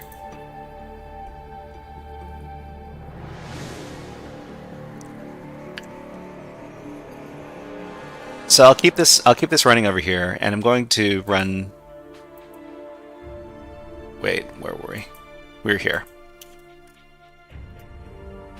Threads 10 dump.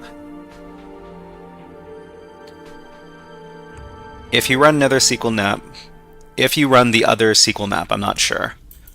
Okay, so let's try if for some reason the everything slows down or the server is toppled over, we'll know.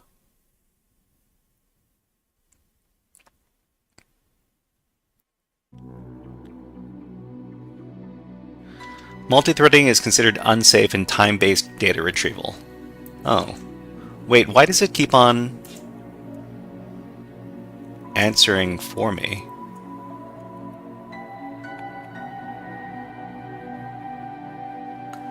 You can add DBMS and DBS. What does DBMS and DBS do, if I may ask?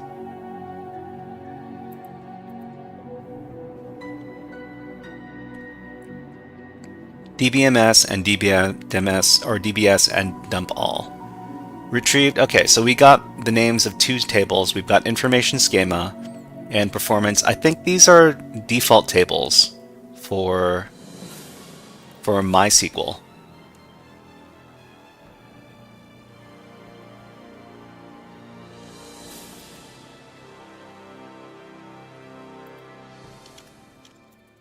What are defaults? Tables in a MySQL database.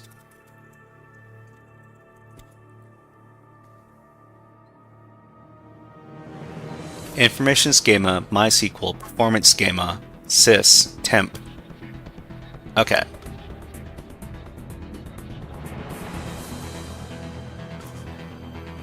So if we wanted to exclude those tables from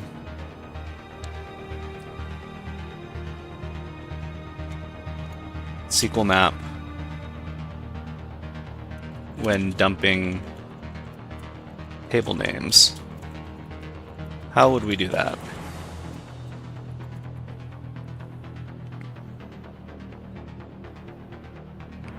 Okay, we can do exclude tables. So we can use the exclude tables options, allowing you to specify one or more tables that SQL map should ignore during the table enumeration process. Okay, so this is how you would modify your SQL map command to exclude tables, specific tables like MySQL, information schema, and performance schema. This is useful. Okay.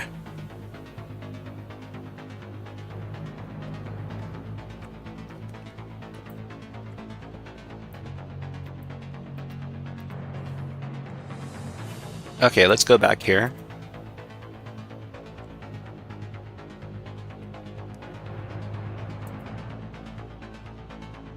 Yeah. Alright, let's get out of here. Okay, so let's run this.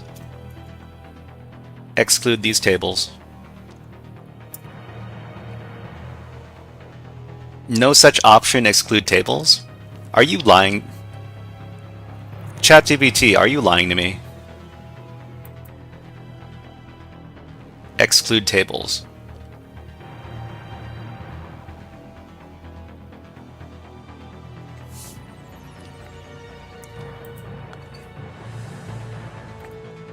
SQL map, exclude tables.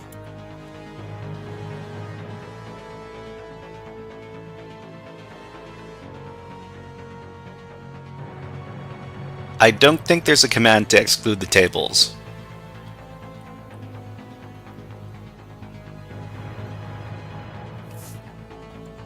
God damn it.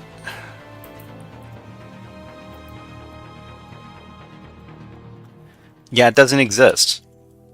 ChatGPT hallucinated that. ChatGPT, you're so dumb. Okay, well, let's run this. First of all, let's reset. Let's reset the instance. So let's restart target. Restart target. Queued for restart. You will receive notification when the operation is completed. Restart request completed. Let's reload the page. Target system will shut down soon.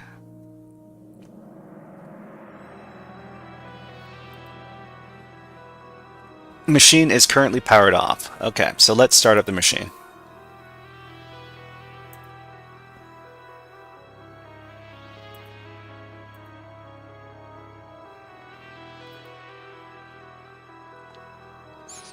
Okay, so the machine is up, and we've got another hour. Try again to see if he's continue. Okay.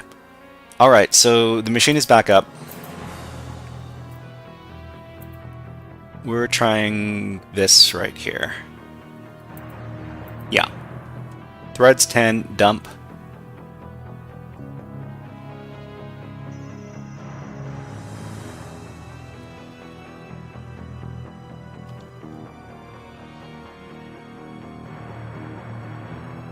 Multi-threading is considered unsafe in time-based data retrieval. Particle to may I ask if you've tried using 10 threads when you do time-based SQL injection? Or was it for another type of SQL injection?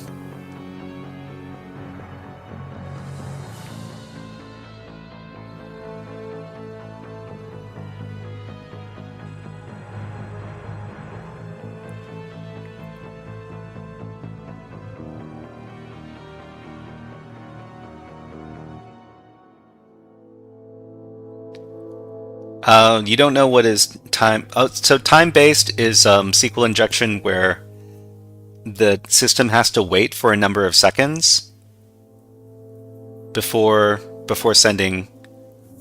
But you know what? I think we can adjust this so that the time-based SQL injection, it takes less time. So time, seconds, we can switch this over to like 3, because time... Second 6 is rather... Okay. Let's change the time in seconds to 2 seconds. And that should be... Wait. We're dumping everything. Okay, so we're dumping everything in this case.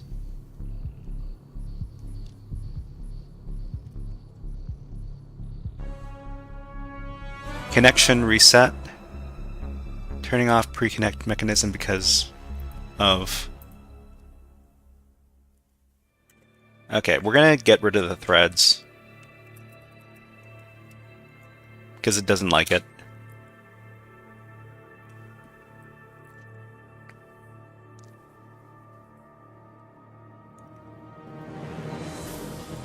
Okay, now it doesn't want to work at all.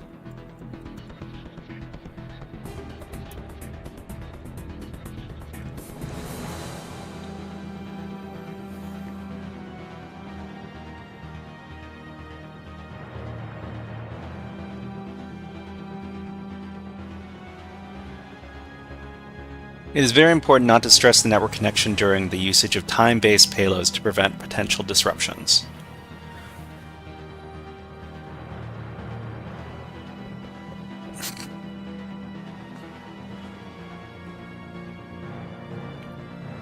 Okay.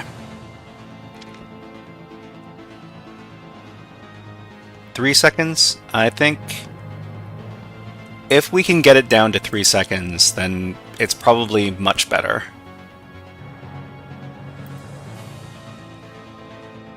The playlist is crazy. This is the Mass Effect playlist. So this is from Mass Effect 2. Poor Eyes, hello, and welcome back to the stream. Let's give you a fun little redeem. Let's go to hack. Mr. Hat, may I please be excused from class? Well, Kyle. Yes. You hear me? You go to Hack. You go to Hack. You Have a great day. Hope you're having a great day, Poor Eyes.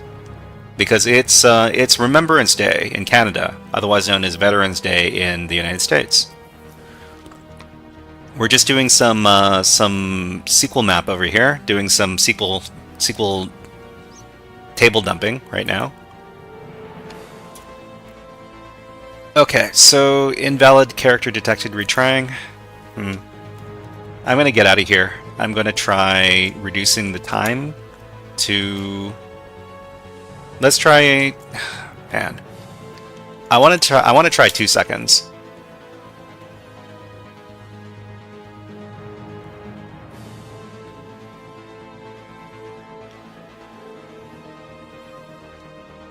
So this is the type of SQL injection where each character is slowly leaked out, and it's a big pain in the butt.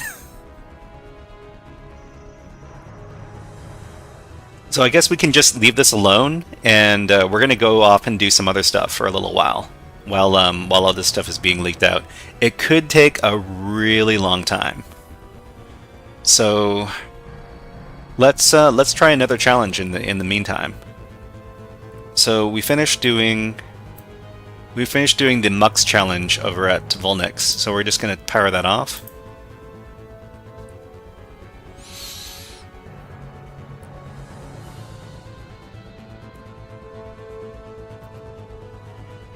I'm gonna shut down my burp suite because we don't need it anymore.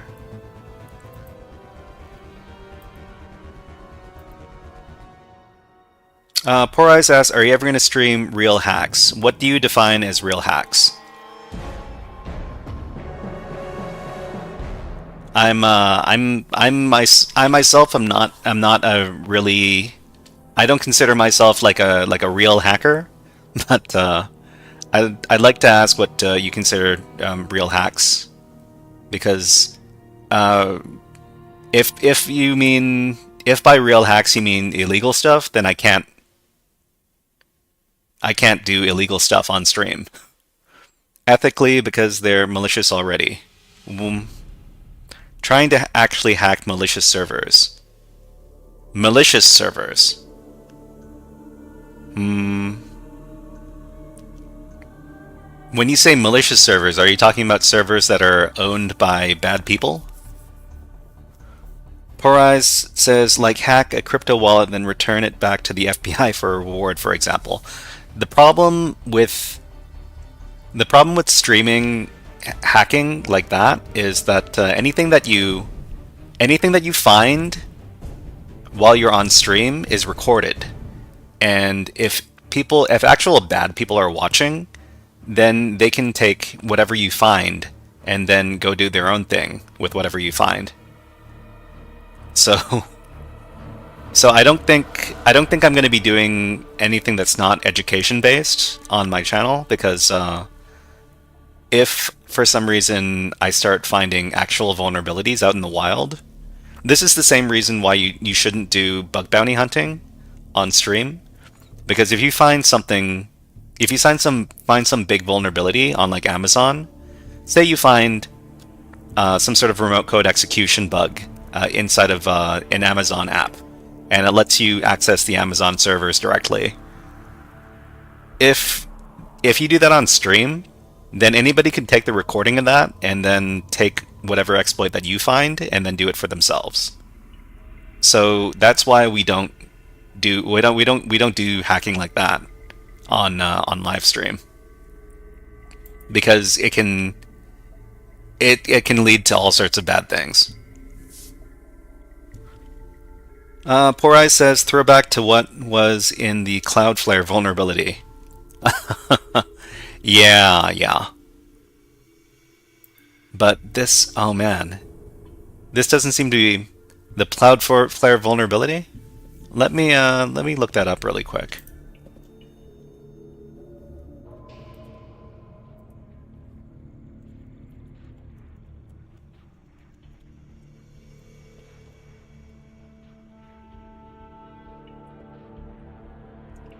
DNSSEC vulnerabilities.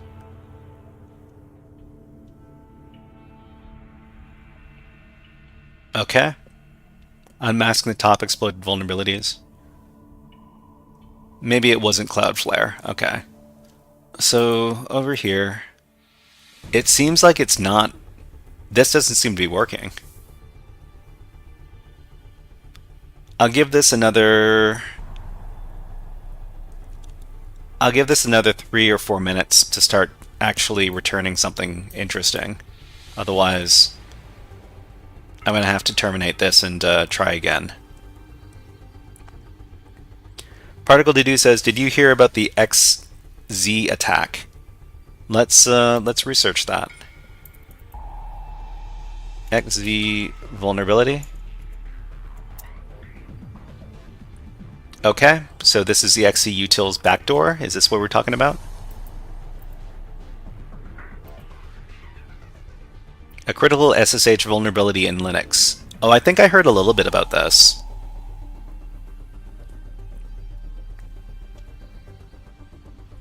Okay, so let's see. XZ utils, formerly LZMA utils, is a set of open source command line tools and libraries for lossless data compression. Most noteworthy tool being XZ. The toolset comes installed by default on most modern Linux distributions. Okay, there's SSH backdoor in XZ versions 5.6 and 5.6.1. So you know what this makes me want to do? Is it makes me want to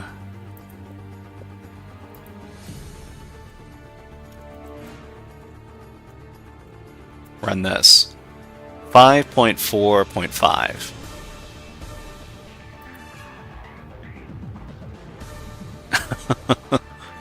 I need to update my my XZ version.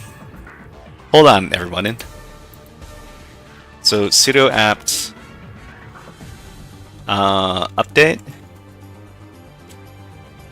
and sudo apt upgrade XZ, like this.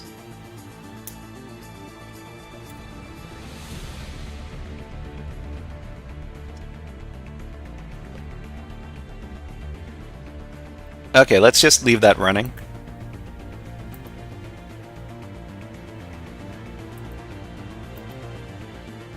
Okay, so this doesn't seem to be working. I'm going to exit out of here. I'm going to change my time interval to something like 4. Let's try 3.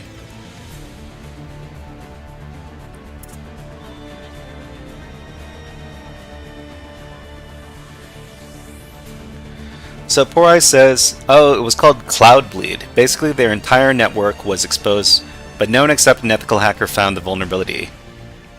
Huh. Cloud Bleed. Cloud Bleed.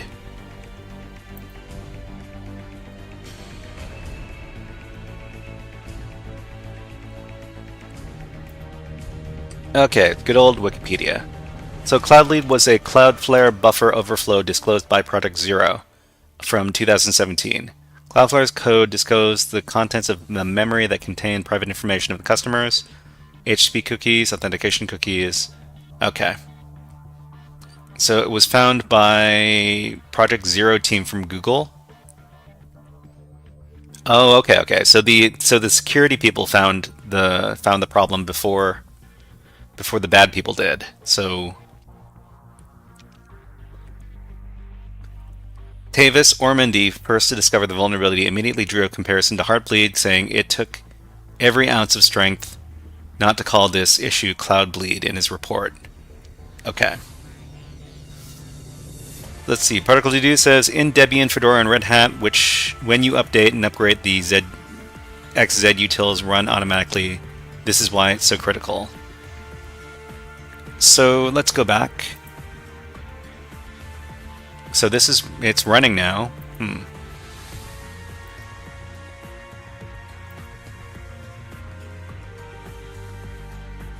Unable to locate package XZ.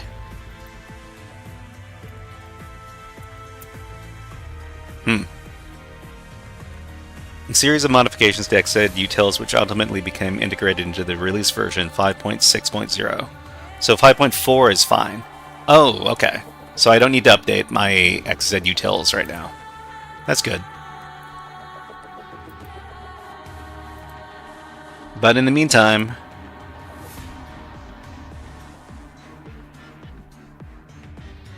they patch. So WBCE. WBCE?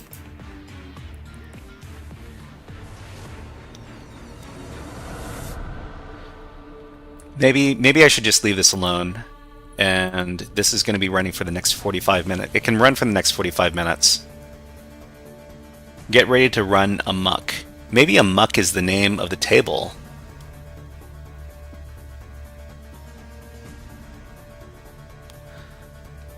Sorry, my English is so bad today, I'm tired. Don't worry, don't worry.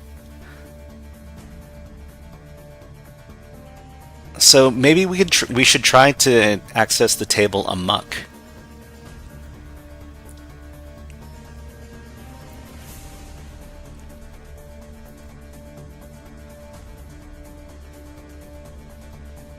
Okay, if we know that the table name is amok, then how do we specify the table and dump its contents in SQL map?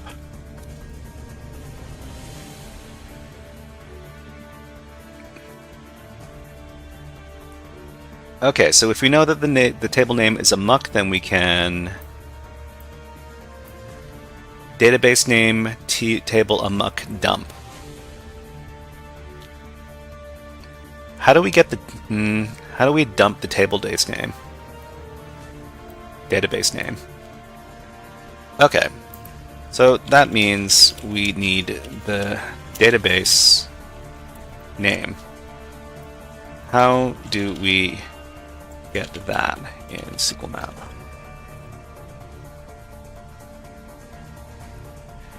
--dbs. Okay.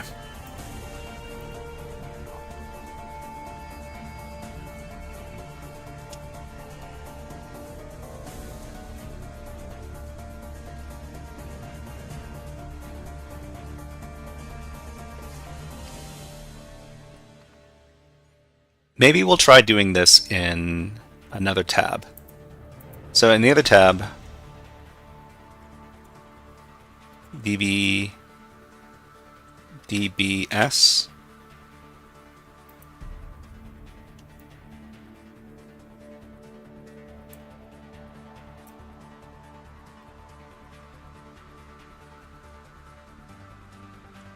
So we need to get the database. --dbs.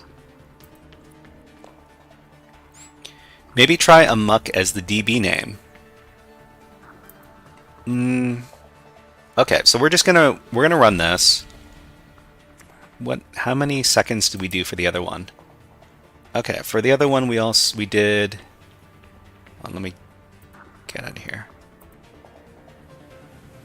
So for this command we did 3 seconds. So we can do 3 seconds. For education, look up SQL map --help.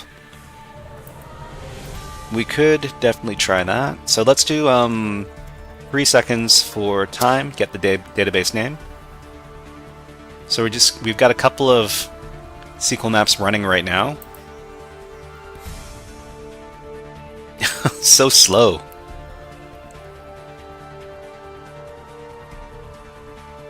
WBCE mod, WCE DB. So what I usually like to do is I like to look up cheat sheets instead, like the ones over here. So this is the cheat sheet from the Hack Tricks book over here.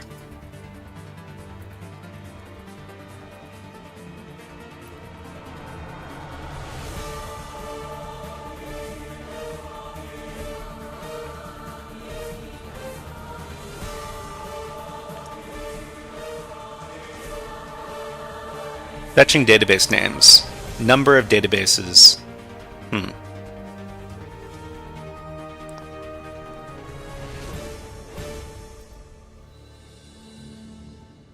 WBCE mod me. Mod me?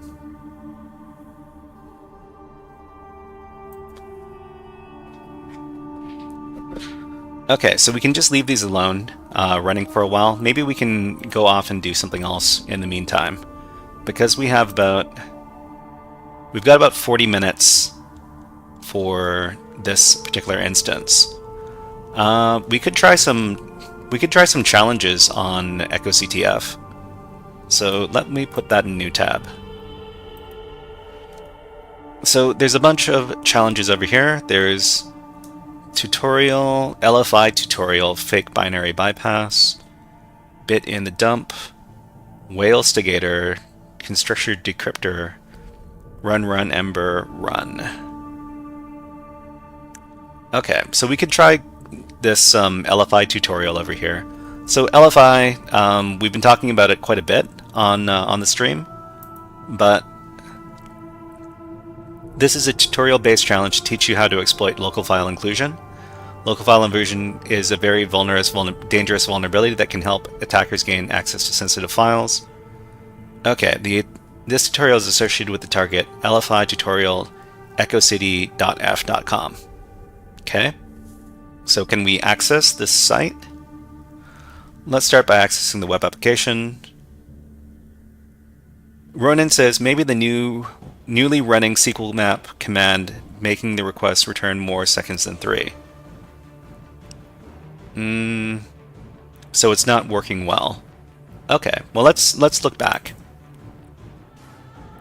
So it is returning some stuff, but it's going kind of slow. If we look at the other one over here, unable to properly validate last character value U. So we managed to find some stuff over here. Let's just leave this alone and let it do its thing. Particle Dedo says, you know when you do SQL map you got log in your computer and sometimes you got issue, so you need to remove that. I'm saying this because you have some errors. Let's see. SQL map log.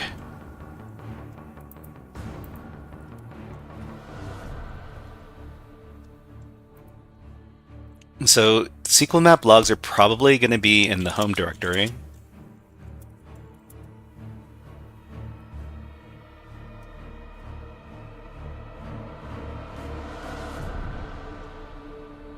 Otherwise, they might be in the directory where I did the command, which would be this one. Yeah, so there's some temporary directories that have been created by SQL map in here. Particle DD says, I saw IPsec remove the log.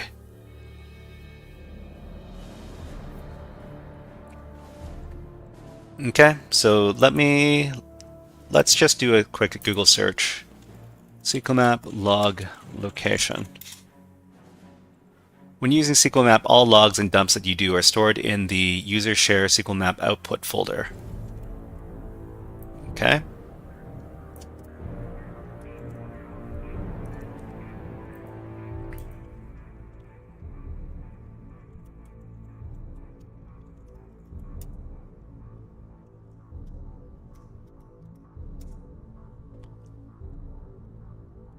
So user share SQL map.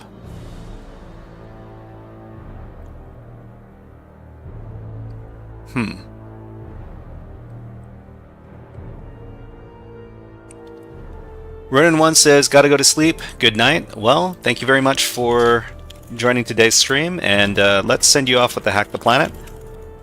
Thank you very much for showing up. Hack the planet! Hack the planet! Shut up and get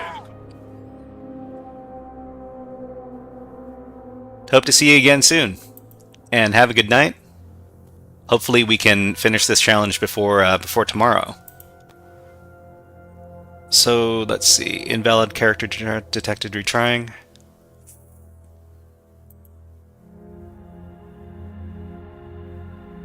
Unable to properly validate last character value.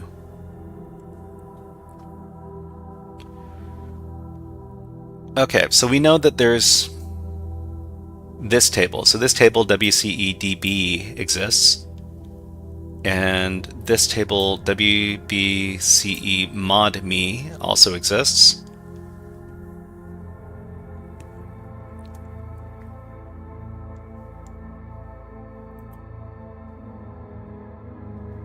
YSRL.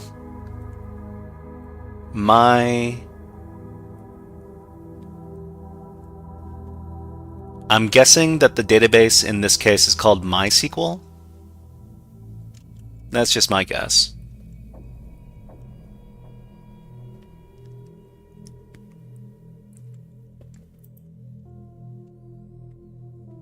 SQL map putting logs in different location. Where are they? SQL map output folder.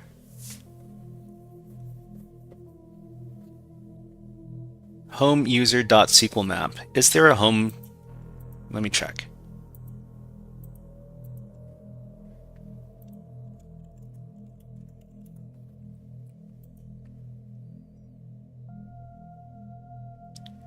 Okay, there's a MySQL map history folder. It's a file. So let's try reading that file.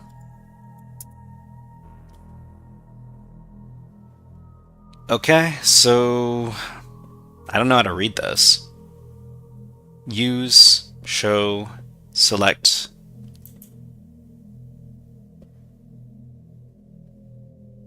Should be when you're the root user.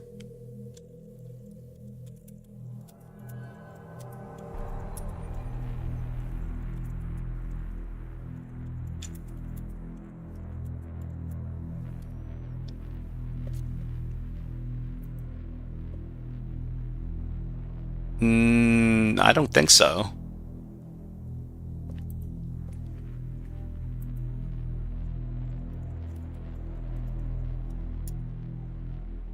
So every file that's called SQL map is over here.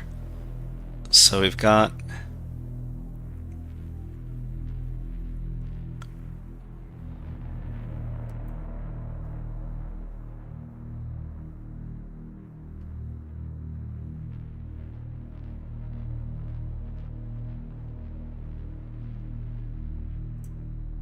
Kali.local share SQL map history. Okay, so maybe it might be in this directory. So let's, first of all, let's stop being root.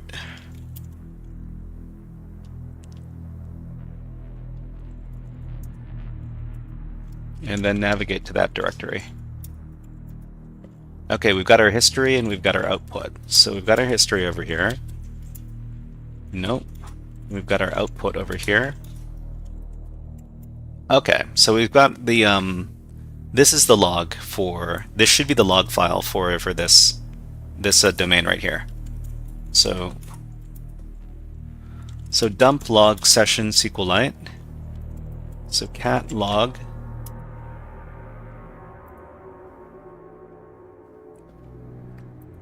Okay.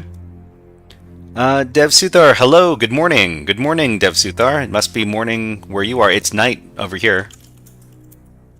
But good morning to you if where you are it's morning. So I've got our log, we've got our session.SQLite, target.txt.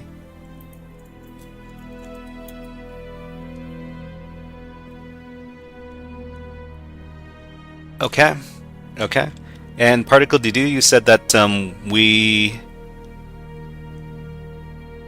if you have issues, you should remove the log.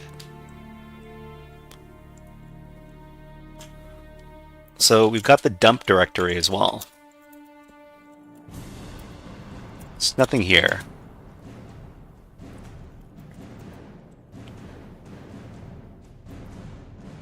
So delete the log and run it again.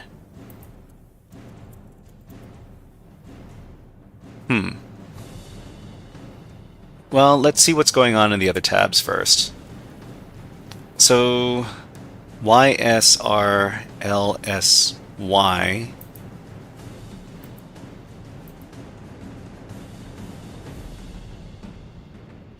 fetching. I mean, if we delete the logs, then we need to start all over again, which I don't know. But then again, I do need to. Do need to stop. I need to have dinner pretty soon. So maybe I should. Maybe I should try doing this fresh next time. Okay, so who's streaming right now? So infosecstreamers.com, which is right over here. It has a list of different InfoSec streamers, and Dr. SniperSec is on right now. I think I've rated them before, and I think they have a pretty. I think they're pretty cool. Let's try sending you guys over to them. They're doing a Hack the Box exercise from. It looks like they're doing the Advent from last year. So let's